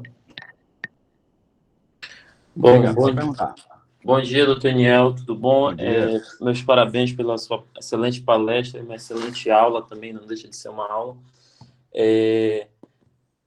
Na verdade, o que eu tenho não são dúvidas, mas na verdade eu queria saber sobre dentro da sua expertise, né, dentro de espécies florestais e dentro da sua experiência, é porque dentro da minha tese, na proposta da minha tese, está previsto que eu trabalhasse com paricá, né, justamente para fazer a parte de recuperação de áreas degradadas, principalmente por áreas mineradas e contaminadas por cobre. E eu tenho uma dúvida, na verdade, pode ser até tá até sendo leigo, a questão que o senhor mostrou aí, que o paricá não tem tanto problema quanto a germinação, né? Em função da sua umidade, só que em função do planejamento, eu estou prevendo a partir do ano que vem já começar a fazer os primeiros, iniciar pelo menos um experimento. Aí eu queria saber como sugestão, senhor, a questão da germinação. Não sei se eu vou ter quantitativos de mudas no mercado para comprar de paricá para fazer. Então, o que o senhor me sugere? Que eu comece a partir desse ano já tentar produzir essas mudas, se eu consigo produzir para a partir do ano que vem começar a utilizá-las? Bem, o paricá tem problema de germinação, sim. Só que o problema é saber como resolver o problema, tá? Primeiro, tá, se o cara ficar semente, ela vai germinar rápido, ok? Então, o paricá não tem problema. Tem problema para germinar? Tem, mas já tem a solução do problema. Armazenamento, não tem problema para armazenar a semente. Não tem problema, já testamos isso já comprovamos isso. Agora, produzir muda, o muda paricá se faz em 45 dias, não tem por que você produzir muda agora, você vai plantar no ano que vem, tá? Então, deixa para produzir a muda quando você for plantar, ok? Tá ok, então, professor. Sim, esse era o meu medo. Se eu chegasse ano que vem, já como não conheço tanto de espécies florestais, e foi muito enriquecedor a palestra para mim, quando o senhor falou de paricá, principalmente porque tirou essa minha dúvida, que eu não sabia se eu ia conseguir ter a tempo a muda, se eu ia produzir, ou se eu ia ter que comprar muda, mas com essa resposta aí é de grande valia para o meu experimento, sim. Obrigado. Não tem problema. O paricá cresce muito rápido. Então, se você passar de 45, 50 dias, a muda vai estar muito grande. O ideal é você plantar a muda talvez até com menos dias no campo, porque ela vai crescer muito rápido, tá? A gente faz paricá aqui com 15 dias, a gente tem que descartar, porque a muda já está com quase 30, 40 centímetros. Tá ok, professor. Muito obrigado, tá? Se tiver alguma dúvida no teu trabalho, se quiser entrar em contato comigo para dar alguma ajuda, alguma informação, o e-mail está aí. Okay? Ótimo, ótimo. Muito obrigado, doutor. Vou trabalhar com o professor Cândido, da UFRA, e eu posso estar entrando em contato com o senhor, tá bom? A gente tem muito trabalho com os alunos do Cândido aqui. A gente tem vários trabalhos com os alunos dele aqui, tá? E lá na minha página, lá tem uns artigos meus com quebra-dormente de semente de paricá e com várias outras espécies. Fica à vontade para baixar lá, tá? Obrigado, professor. Bom dia. Bom dia. A Cândida e, em seguida, a Amanda. Bom dia, professor. Bom dia. Antes de mais, eu quero lhe parabenizar pela aula, muito didática e muito frutífera. Professor, eu tenho uma curiosidade, uma dúvida, mas em gesto de curiosidade. Elas estão um pouco distante da espécie arbórea, mas, bem, é uma planta que eu quero aproveitar a oportunidade, não é, que estou a ter neste momento, para ter aí alguma resposta. Existe uma espécie, uma planta ornamental que eu tenho usado na minha casa, chama-se petúnia. petúnia, tem umas flores assim muito bonitas. Então, eu tenho ela nos vasos, não é? Nos vasos, e cresce muito bem, desenvolve muito bem. Então, eu tive a ideia de coletar as sementes para depois multiplicar, mas nunca deu certo. As sementes, elas já quando elas estão disponíveis, já estão secas, mas nunca dá certo. Eu não sei o que pode estar acontecendo. Em conversa com algumas pessoas, elas dizem que só aquelas que são compradas já é que dão certo. Cádiz, eu não entendo nada de planta ornamental, mas vamos conversar algumas coisas. Em primeiro lugar, você tem que ver se a sua semente está viva. Pega uma semente dessa, corta ela no meio e vê se ela está branquinha dentro, tá? Ok? Sim, elas são muito, muito pequenas. Mas você vai ter que... pode ser problema a semente não ter sido fecundada, pode ser uma semente xoxa, né? Tudo isso para talvez uma planta que precise de outra para cruzar, não sei, não conheço essa espécie. Então, vários fatores podem estar afetando para ter um insucesso, ok? Eu não sei te dizer o que está acontecendo. Agora, é você procurar na alguma literatura que te oriente alguma coisa, mas quando a gente tem semente aqui, a primeira fase é tentar cortar ela para ver se ela está branca dentro. Se ela não estiver branca, a semente já está morta. Então, pode ser isso ou pode ser semente xoxa. Eu não sei te dizer com relação a essa espécie, eu não conheço. Tá? Lamento não poder te ajudar, viu? Tá bom, obrigada. Amanda e depois o Itamar. Bom dia, professor. Bom dia. Bom dia a todos. Professor, eu gostaria de saber se existe já alguma certificação em relação às espécies arbóreas, a essas sementes de espécies arbóreas, como existe, né, para a soja, para o arroz, que inclusive elas são classificadas em C1, C2, que está envolvendo a questão através de órgão oficial, envolve a questão de porcentagem de germinação, de pureza e tudo, se já tem alguma coisa em relação a essa certificação de sementes de espécies arbóreas, já que já existe plantação, né, de uma produção comercial de algumas. Olha, eu não sei te informar, eu acho que não existe ainda não, tá? Talvez para a espécie lá do sul-sudeste, pode ser que tenha, mas para a nossa espécie que não conheço, tá? Talvez, pode ser que tenha alguma coisa, eucalipto, não tenho certeza, que é uma exótica, né? Mas para a nossa espécie aqui, eu costumo dizer que nós ainda estamos engatinhando ainda, né? Hoje, a única espécie que é plantada hoje aqui na nativa é o paricá, tá? O paricá já tem plantado para produção de compensado, já há bastante tempo já. E mesmo o paricá sendo plantado, ainda existe, tem muita coisa para se fazer com relação ao paricá, melhoramento não tem nada feito. Então, a gente não tem nenhum material selecionado que se justifique fazer esse processo de certificação da semente. Não tem área de produção de semente. Hoje, o paricá não produz só semente, compra semente de algum produto, mas não é nada, acho que não tem nada de certificação ainda não. E precisamos acelerar um pouco mais, porque nós temos, fora o paricá, talvez... conheço outras espécies que estejam sendo plantadas a nível comercial. Eu não conheço. Pode ser que tenha, mas eu não conheço. Existem algumas que são recuperadas e degradadas, mas a proporção é muito pequena. Não tem assim, grandes áreas que justifiquem fazer essa certificação, tá? Não conheço. Ok? E como eu falei, nós estamos engateando, a nome de espécie é muito grande, nós estamos engateando ainda. Talvez umas 100 espécies a gente precisa conhecer. O que a gente conhece? Muito pouco. Vocês vão ver nos meus trabalhos lá que tem espécie que fala... Na dúvida, semeio, faço logo a semeadura, que eu não tenho informação de como fazer para armazenar essa semente. Eu não tenho informação. Então, a gente tem que ser sincero e dizer que não conhece. Tá bom?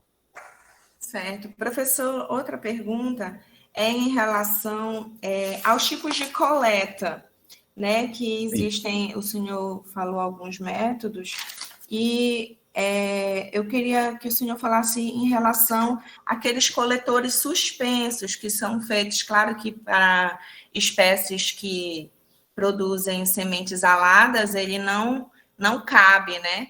Mas, pelo menos são coletores que servem que, como não tem o contato com o solo, a viabilidade da semente ainda é interessante. O que você chama de coletor suspenso? Eu não entendi.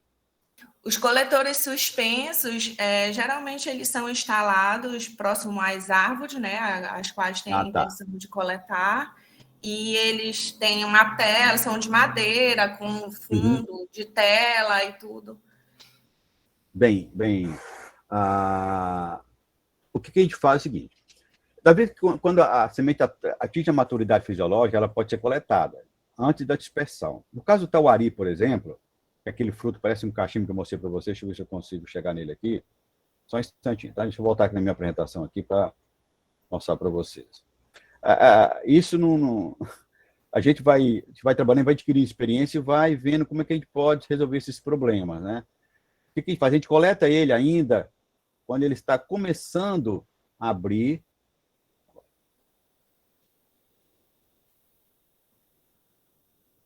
Vou voltar aqui atrás, mostrar para vocês aqui. Será que nós temos tempo? Né, Osmar?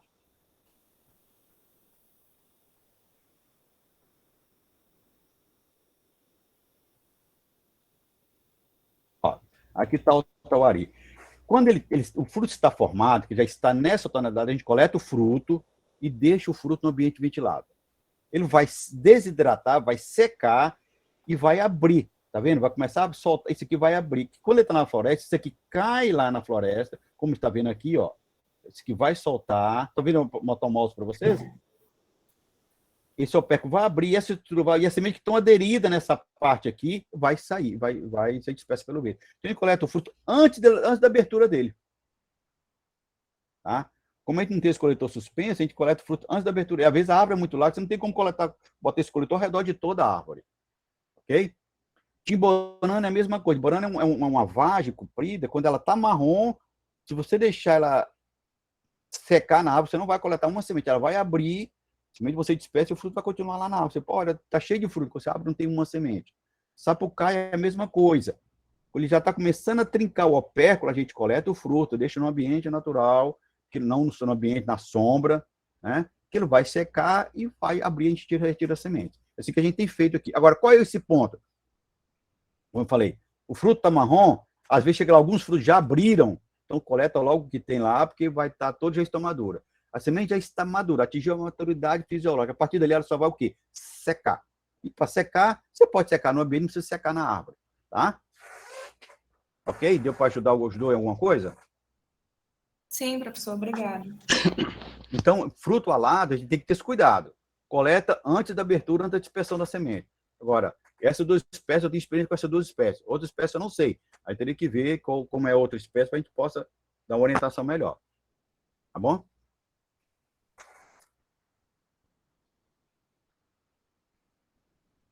Itamar. Bom dia a todos. Professor, eu queria saber o seguinte: a palestra foi muito boa com relação às sementes, à conservação, tudo. E para mim tudo isso é uma grande novidade, que eu nunca trabalhei com isso. E eu queria saber se o senhor poderia falar um pouquinho mais sobre outras formas de conservação das espécies arbóreas, seja em horto ou jardim botânico. Eu não sei se isso é... Olha, você pode conservar essa espécie in situ, conservar essa espécie lá na floresta, é o método mais eficiente que existe, porém é muito utópico, né? Você pensar que a espécie vai estar lá na floresta e ninguém vai fazer nada com aquela floresta. Outra maneira de você conservar é semente, como eu falei para vocês. Outra opção é você trazer a semente, fazer amor e conservar em um outro local, num outro, como você mesmo disse aí, numa área, plantar numa determinada espécie. Agora, para você fazer isso com um número grande de espécies, você não pode conservar só uma planta, conservar várias plantas de várias matrizes. Você vai ter área para fazer tudo isso? Aí começa as perguntas, né? Porque você tem que plantar, às vezes, 9, 8, 10 metros uma da outra. Quantas matrizes vai poder conservar nessa área? Uma planta de cada matriz que você coletou a semente. Então, a tua área vai multiplicando de tamanho à medida que você vai aumentando o número de espécies. Então, esse é o problema. Então, semente é a forma mais viável de conservar. Porém, nós temos que saber se você pode conservar aquela semente naquela condição. Né? Semente é como se conserva material no mundo todo. Através de os bancos de hemoplasta, através de sementes. Né? Agora, eu preciso saber se a espécie que eu estou querendo conservar, se ela pode ser mantida naquela condição. Vou dar um exemplo para você, maçaranduba.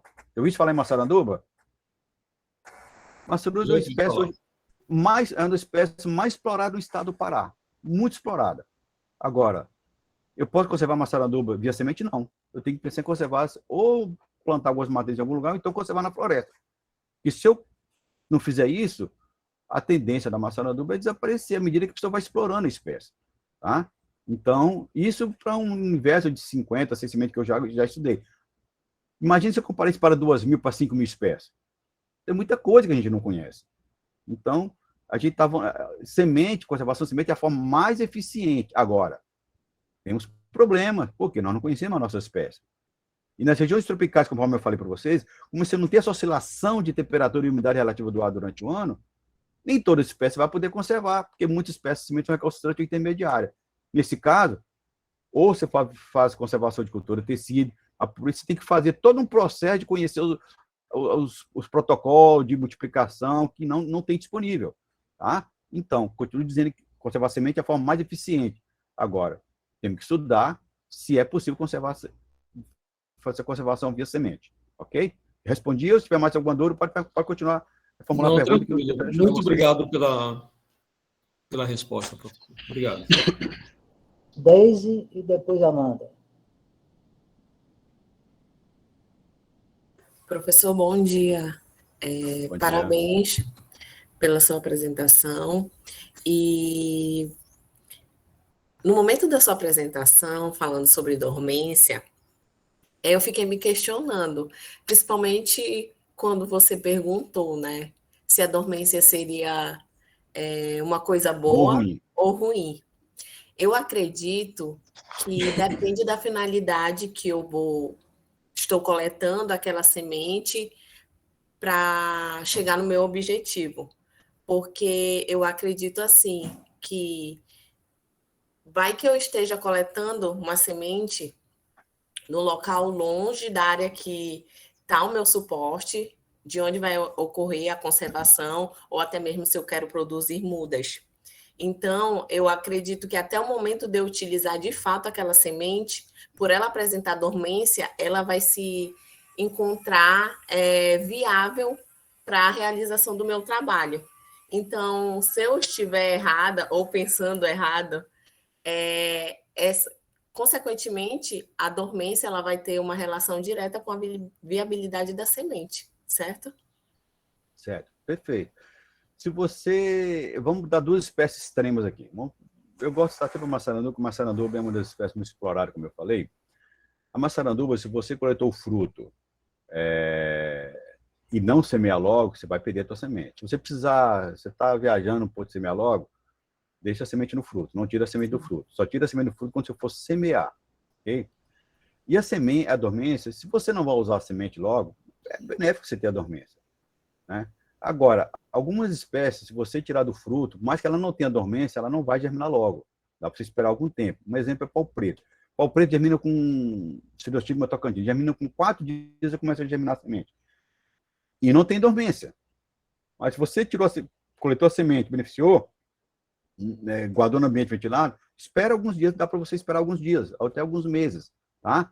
Agora, a dormência, a dormência é mais pensar no sentido no sentido ecológico. Então, ela tem a dormência porque, digamos assim, as mães querem assegurar o crescimento dos filhos, que seriam as sementes. Então, a dormência, nasceu um filho uma semente germinou, tem um descendente ali, morreu. Mas nós temos outra semente que tem dormência que vai germinar com passar com o tempo. Então, a dormência vai assegurar o desenvolvimento dos descendentes daquela matriz. Então, nesse lado é bom. Mas quem vai querer plantar já é um problema. Então, tem um lado bom e tem um lado ruim. Porque quem vai plantar quer o quê? Quer plantas uniformes, germinando o mais rápido possível, porque não tem problema de stand. Ou seja, se demorar para germinar, ter uma plantas heterogêneas, não vai poder, se for uma cultura, não vai poder colher tudo uma vez, que os frutos vão estar verdes, vão estar maduros. Você vai querer plantar, você vai ter uma heterogeneidade de plantas grandes, plantas pequenas, você pode ter problema no teu stand no campo. Conseguiu ajudar alguma coisa? Sim, professor. Não, pode refazer a pergunta se quiser. Tiver alguma dúvida, pode continuar. Certo, não. Tudo bem. No caso, a dormência, ela acaba sendo um desafio para a gente, né? Principalmente se a gente for trabalhar com espécies que ainda faltam pesquisas para obter conhecimento sobre as características dela. Porque vai que eu tenha que fazer uma coleta, não conheço sobre a espécie. Eu posso até mesmo fazer uma coleta que nem a situação, né, da forma de coletar. Pode ser que eu possa dar uma viagem perdida, porque Com até certeza. eu chegar para realizar, de fato, o meu trabalho, elas podem estar inviáveis, né? Com certeza, pode ocorrer. Por exemplo, a semente recalcitrante, geralmente elas são dispersas no período chuvoso. Por quê? Porque no período chuvoso, se além da umidade da floresta, você vai ter água suficiente para que a semente possa germinar. Estou dizendo que todas vão germinar. As intermediárias é no final do período chuvoso e início do período seco. Né? E as ortodoxas no período seco, porque ela não vai germinar, a semente tem dormência, então vai ficar na floresta, não tem problema. Temos exceções. Sim. Tá? Então, as regras não é geral para todos. Estou falando de maneira geral. Ok? Então, se você não souber. E outra coisa, você vai coletar uma semente de uma espécie que é recalcitrante, um fruto carnoso, tipo mabio, a semente, o fruto está lá no sol, você não pode ter mais nenhuma semente que preste ali, porque a temperatura elevada vai fermentar aquela polpa daquela semente e pode matar a semente. Ok? Então, é outro detalhe. Você pode estar colhendo grão e não semente. Né? Então, tem uma série de cuidados que, após a gente apanhar nas nossas coletas, nós estamos aprendendo. Né? Como a experiência, nessas horas, vale muito. Tá? Então, a gente vai mais ou menos, a experiência que a gente já tem, olha, espécie tal, como é que eu coleto, como é que é o fruto carnoso, então, deve ser na época chuvosa. Exceções tem, deve ser, não estou dizendo que é sempre. Tá? Então, isso tem todo esse cuidado. Procure conversar com alguém que já tem uma experiência, alguém que trabalha com semente, que conhece algumas espécies, que possa dar uma ajuda, conversar e trocar uma ideia. Olha, ainda bem que nós temos problemas, senão a gente não tinha emprego, né? E nós falamos aqui de algumas espécies. Imagina você num universo que a gente tem de 2.000 espécies só no estado do Pará. O que a gente conhece? Nós temos dificuldade até para a identificação botânica das espécies. Então, é um problema que a gente tem também, por isso tem que ter material para o herbário, para identificar a espécie aqui é uma espécie A, B, C, D. Porque na hora de você escrever o seu trabalho, tem que estar o nome certo da espécie que você coletou. Né? Se você tiver o laudo do herbário, não, o cara diz que a espécie é uma espécie X, eu estou escrevendo sobre essa espécie aqui. Tá bom? Então, tem que ter toda uma série de informações que a gente precisa ter na hora de você estudar essas espécies. Vai desde a identificação botânica até a semente. Então, isso é fundamental, que a gente tenha todas as informações disponíveis para não divulgar uma informação que não seja verdadeira. Certo. Tá? Muito obrigada, professor. Nada. Amanda e em seguida o Carlos. Professor, em relação a estratégias de quebra de dormência, em ambiente de floresta, é conhecido que se existe um banco de sementes no solo, né? Correto? Certo. E eu posso afirmar que o fogo é um tipo de quebra de dormência? Sim, é um tipo de quebra-dormência. Seria um calor seco. Agora, até que ponto o fogo vai funcionar, não sei te dizer. Mas em tipo de fogo é a malva. Você já ouviu falar em malva? A malva, né? Quando a área tem malva, ela vai jogar semente. Passa o fogo, se você queima aquela, logo depois da chuva, começa a germinar muita semente. É um tipo de quebra-dormência que tem na malva. Tá? Mas nas florestas, às vezes é mais complicado, que o fogo não é um fogo rápido, é um fogo que dura muito tempo e você acaba matando aquele banco de semente que você tem lá. Pô. Entendeu? O que ocorre que às vezes um fruto, que a semente tem uma polpa, tipo jatobá, os insetos vão comer aquela polpa lá e pequenas ranhuras pode ser que eles façam que a semente germine. Então, esse banco de semente, a fauna que tem lá, vai ajudar a germinação de algumas espécies, mas não são muitas espécies, também não é tão eficiente assim. Então, o fogo pode ser um método, um calor seco, que a questão toda é saber a durabilidade desse fogo para que ele possa funcionar direito. Tá? Inclusive, professor, nas áreas de savana, o fogo, de forma natural, claro, né? Ele é um fator determinante para a quebra de dormência de muitas espécies nativas de regiões de savana, cerrado. Sim.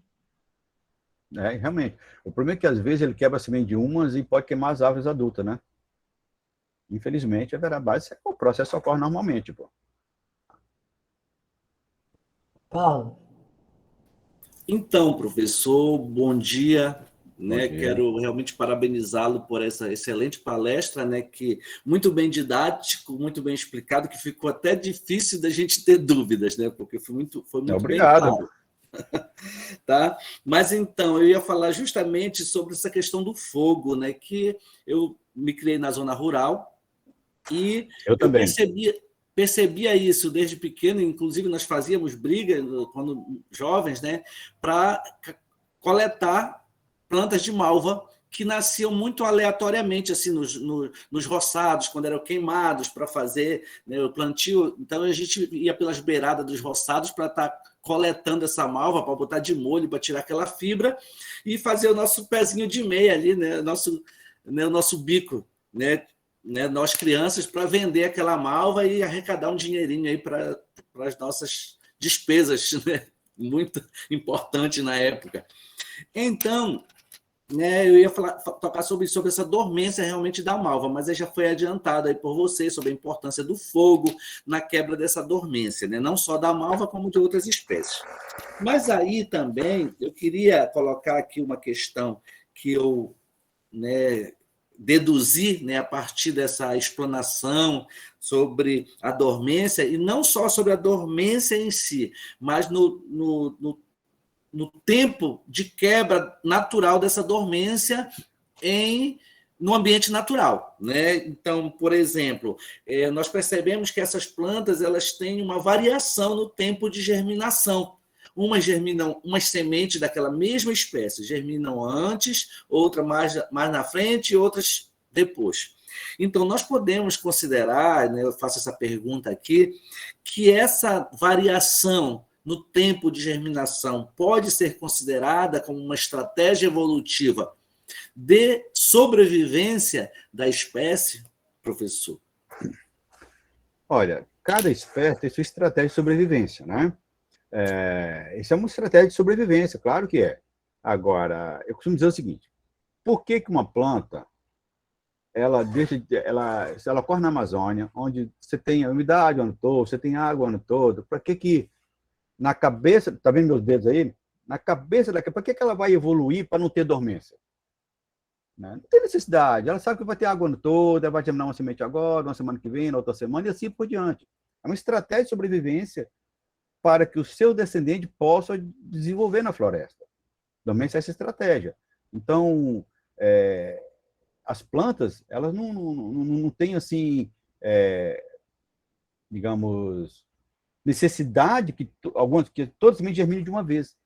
Por quê? Porque senão os predadores podem matar algumas plantas e não vai ter descendentes. Isso ocorre, algumas espécies germinam tudo de uma vez, ou, mesmo assim, germinam de uma vez, tudo num dia só, não, germinam hoje, amanhã, depois assim por diante. Então, as plantas têm essa estratégia de sobrevivência, por isso que ela tem esse problema de dormência. É uma estratégia que tem funcionado, né? Então, por isso nós temos essa floresta bem diversa, que isso funciona normalmente. É uma estratégia de sobrevivência das espécies para que o seu descendente possa seguir para futuras gerações. Não sei se era isso que você queria ouvir. Tá certo, professor. Então, eu entendi. Só que, então, pela sua fala também, nós percebemos que essa estratégia ela funciona bacana com as plantas das florestas tropicais, né? Onde as alterações climáticas elas são são mais restritas, né? Então não ocorre uma variação climática tão grande. E no caso das florestas temperadas, né, da taiga, né, como essa estratégia então não teria assim uma importância tão grande aí, porque as sementes elas precisam germinar, né, naquela pequena faixa de condições climáticas para que elas germinem. Né? Então, já não funcionaria como estratégia para essas espécies das regiões mais distantes do Equador, da linha do Equador. Né? Você fez uma pergunta muito boa, bem interessante, ver se eu vou conseguir responder. Vou tentar, ok? Vamos tentar. Se nós pegar o jatobá nosso aqui, que é uma espécie que tem esse problema, na região do Sudeste, ele tem o mesmo problema e vai sobreviver de um ano para o outro. Porque ele é uma espécie que as sementes são ortodoxas. Quando vier o frio, ele não vai ter problema com o jatobá. Tá? Está me acompanhando o raciocínio? Estou. Jatobá caiu esse ano. Germinou 1 ou 2 sementes. Veio o frio. Não tem problema para ele. A semente pode continuar lá. Porque ele sobrevive por alguns anos. Jatobá é uma semente ortodoxa. Tá? Mas vamos supor que tem uma maçaranduba. A maçaranduba caiu, começa a germinar com 140, 150 dias. ela segurou para não germinar. Viu o frio, não germinou, morreu a semente. Entendeu? É por isso que algumas espécies, se ela não germinar naquela faixa de temperatura, só na próxima safra, só no próximo ciclo de produção. Tá? E esse esquema também funciona também nas regiões temperadas. Tanto que também produziu, vê o frio, ela não na época de produzir, ela espera a próxima estação. Vê a estação adequada. Se ela não germinou, a semente vai ficar no solo por alguns anos. Ou então vai esperar a próxima safra para que a semente possa germinar. Funciona também nas regiões temperadas. Não é só nas tropicais, não. Só que lá, algumas espécies que possam a semente ter recalcitrante não germinou naquela época, ela vai morrer, porque ela não vai suportar o frio. Ok? Conseguiu responder a tua pergunta mais ou menos, ou total? Não, pode devolver a pergunta que eu continuo a conversa aqui. Muito satisfeito. Por quê? Porque além da experiência, né, da visão experimental, né, você colocou aí uma explicação voltada para a realidade dos ambientes dessas espécies. Né? Então, por exemplo, digamos que aqui na Amazônia, né, algumas dessas espécies, né, que não toleram uma determinada baixa de temperatura, ocorre um problema climático e ocorre uma baixa de temperatura muito grande. Né? Talvez sementes que estariam dormentes esperando uma condição de germinar, talvez nunca mais germinassem, né, por conta justamente da morte dessas sementes devido a um frio inesperado, né, que nós não temos, assim como um calor exagerado, digamos, nas regiões temperadas, com as sementes de lá também. Entendeu? Agora eu que pergunto. O senhor entendeu? Sim, é isso mesmo. É isso mesmo. Só que aqui, como as temperaturas ambientais não mudam, então as plantas elas podem esperar de um ano para o outro que não vai ter muitos problemas. Né? Agora, lá, algumas espécies talvez não sobreviveriam de um ano para o outro, né? Porque ela não suportaria uma baixa temperatura. Certo. Obrigado, professor. Nada. Professor, agora me surgiu uma dúvida aqui. Em relação a essas sementes que passam aí 1 ano, 2 anos esperando o momento certo de germinar, como a questão do jatobá. Paricá passa até 7 anos, viu? 7 anos. Como é que fica a questão da reserva nutritiva? O embrião ele fica se nutrindo da semente até ele germinar? Não, ele está como se estivesse em latência, ele está como se estivesse hibernado lá, não vai acontecer nada, tá? Então, à medida que... Por quê? Porque não está entrando água na semente para estimular o processo de atividade metabólica para iniciar o processo de germinação. Essa semente ela tem uma válvula que às vezes, dificulta a saída de água e a entrada de água. Por isso que então, quando você provoca ranhura no tegumento, a água vai penetrar por ali e vai começar a atividade metabólica. Entendeu? Então, é assim que funciona. Tá? Então, está lá normal, mas algumas sementes vão germinar. Por quê? Então, a umidade está maior, algum inseto passou e fez uma ranhura, enfim. Vários fatores podem ocorrer para que algumas sementes germinem e outras não. Umas demandam até 7 anos para germinar, no caso do paricá. Respondi? Obrigado. Respondi.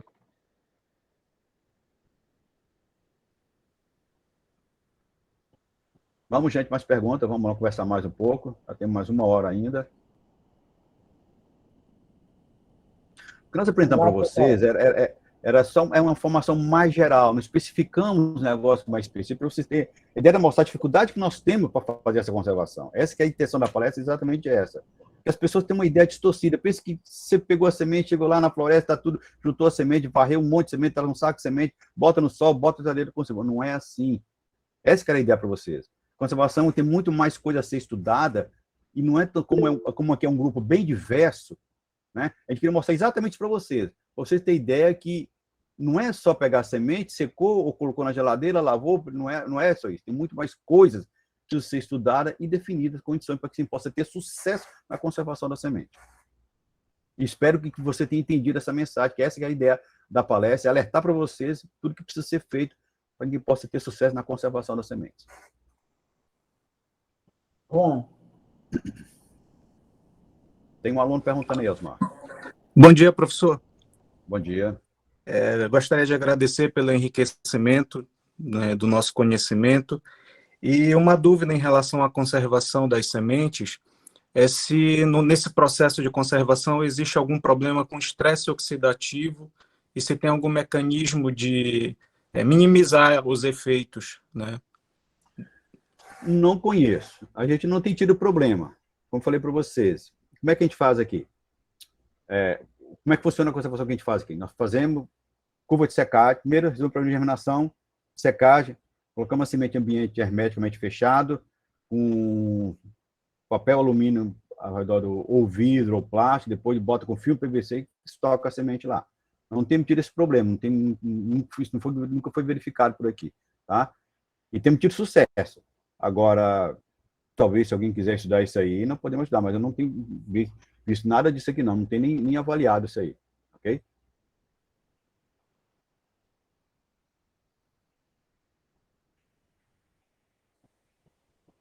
Mais alguém?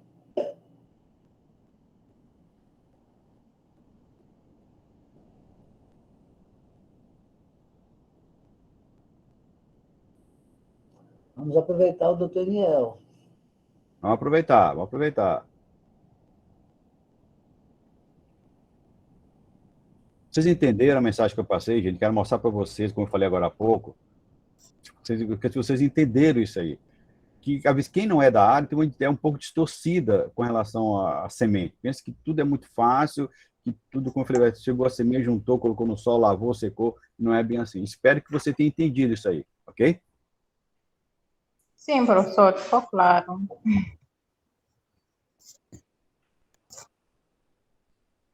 Pode falar, Cândida. Estava a responder o professor, dizendo que a mensagem que ele queria dar ficou clara, pelo menos para mim. E já que estou falando, eu queria fazer um pequeno comentário. Eu não sei, professor, está me ouvindo? Sim. Sim, exatamente. Eu queria fazer um pequeno comentário em relação a essa discussão que já estamos a ter sobre a importância, não é? Em algum momento discutiu-se a importância da dormência, não é?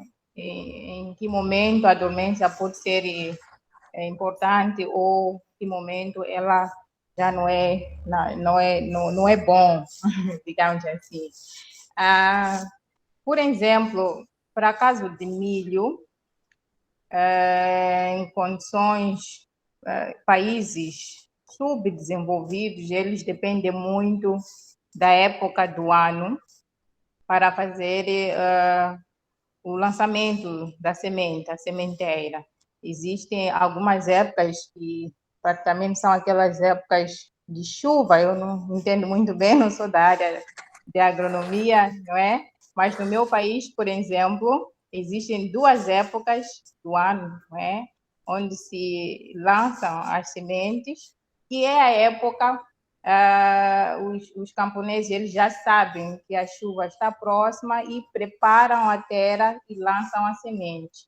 Então, neste contexto, eu vejo uma importância da dormência e, tanto permite esperar a época adequada, né, onde as condições já são adequadas para a germinação e o desenvolvimento da planta como um todo.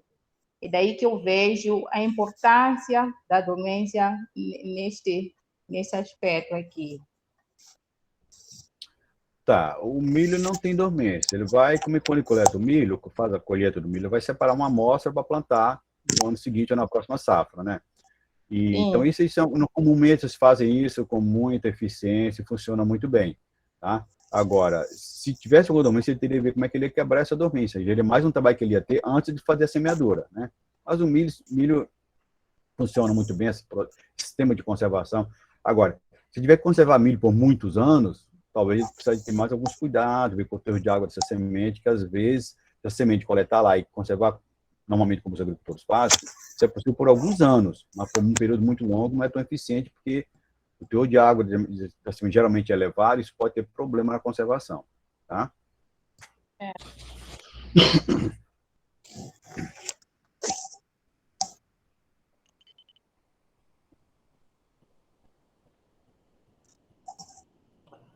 Mais alguém, gente? Prof, acho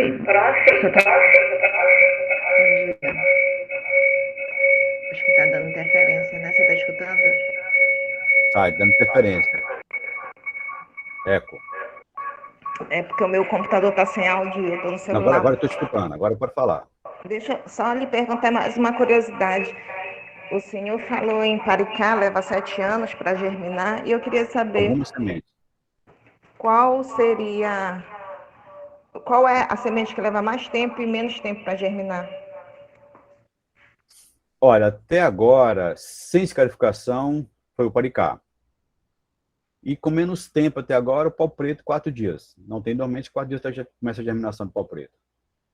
Você pode ver a germinação dos dois nos meus trabalhos que estão lá na minha página na internet. Tá? Dá tem uma... Já olhei, professor, na sua página, já estou acompanhando seus trabalhos por lá. Pois é. Tem muitas espécies lá, tem espécie que é muito variável o gráfico de germinação dela. Quase todas têm um gráfico de germinação e é muito variável. Tá?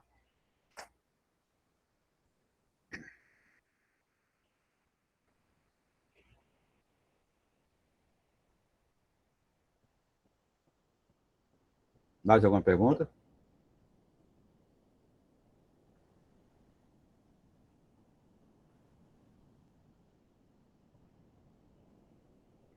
Bem, gente, parece que vocês estão ansiosos já para fazer a resenha, não é isso? E agora vamos fazer uma resenha. Isso. Já estão ansiosos para fazer a resenha já. Né? Bem, gente, então, não havendo mais perguntas, a gente agradece a palestra do Dr. Eniel, sempre colabora conosco, como eu já falei. Mais uma vez, Eniel, muito obrigado e espero que os demais, vou chamar de colegas, não vou nem chamar de estudantes, os demais colegas tenham entendido, e esse é o procedimento. Então, foi boa a palestra e houve bastante tempo para vocês questionarem. Né? Então, é do jeito mais ou menos que a gente planejou. Não esqueça que cada colega aí dos polos mande suas resenhas para os seus respectivos polos. Quem é do Polo Pará pode encaminhar para mim. A não ser que alguém tenha algum problema de encaminhar lá para o coordenador da disciplina no seu polo, ou o próprio coordenador, aí me avisa, me encaminha, que a gente depois dá um jeito de chegar à mão deles. Mas seria mais ou menos isso. Então, mais uma vez, doutor Daniel, obrigado. Fique à disposição agora para seu comentário. E amanhã nós vamos nos rever de novo, pessoal. Daniel, à vontade. Eu agradeço a oportunidade, gente. Como eu falei para vocês, é um prazer estar aqui, mostrar os problemas que a gente tem para trabalhar com sementes. Se alguém tiver alguma dúvida, pode mandar e-mail para mim, se identifique, fala que é do curso, tal, que a gente vai tentar responder da melhor maneira possível, tá? E digo para vocês, trabalhar com semente é muito bom, mas conseguir semente é muito difícil. É isso que eu queria dizer para vocês, tá? Sucesso do curso de vocês aí. Estamos aqui à disposição para alguma pergunta que eu queira fazer agora, ou através por e-mail, fique à vontade. Pessoal, então, um bom almoço para vocês e saúde. Eu sei que o povo lá do Acre e do Amazonas está na hora do lanche, né? Aqui na nossa gente já está na hora, se aproximando do almoço. O pessoal está na hora do lanche. Então, um bom almoço, um bom lanche e até amanhã em saúde para todos vocês.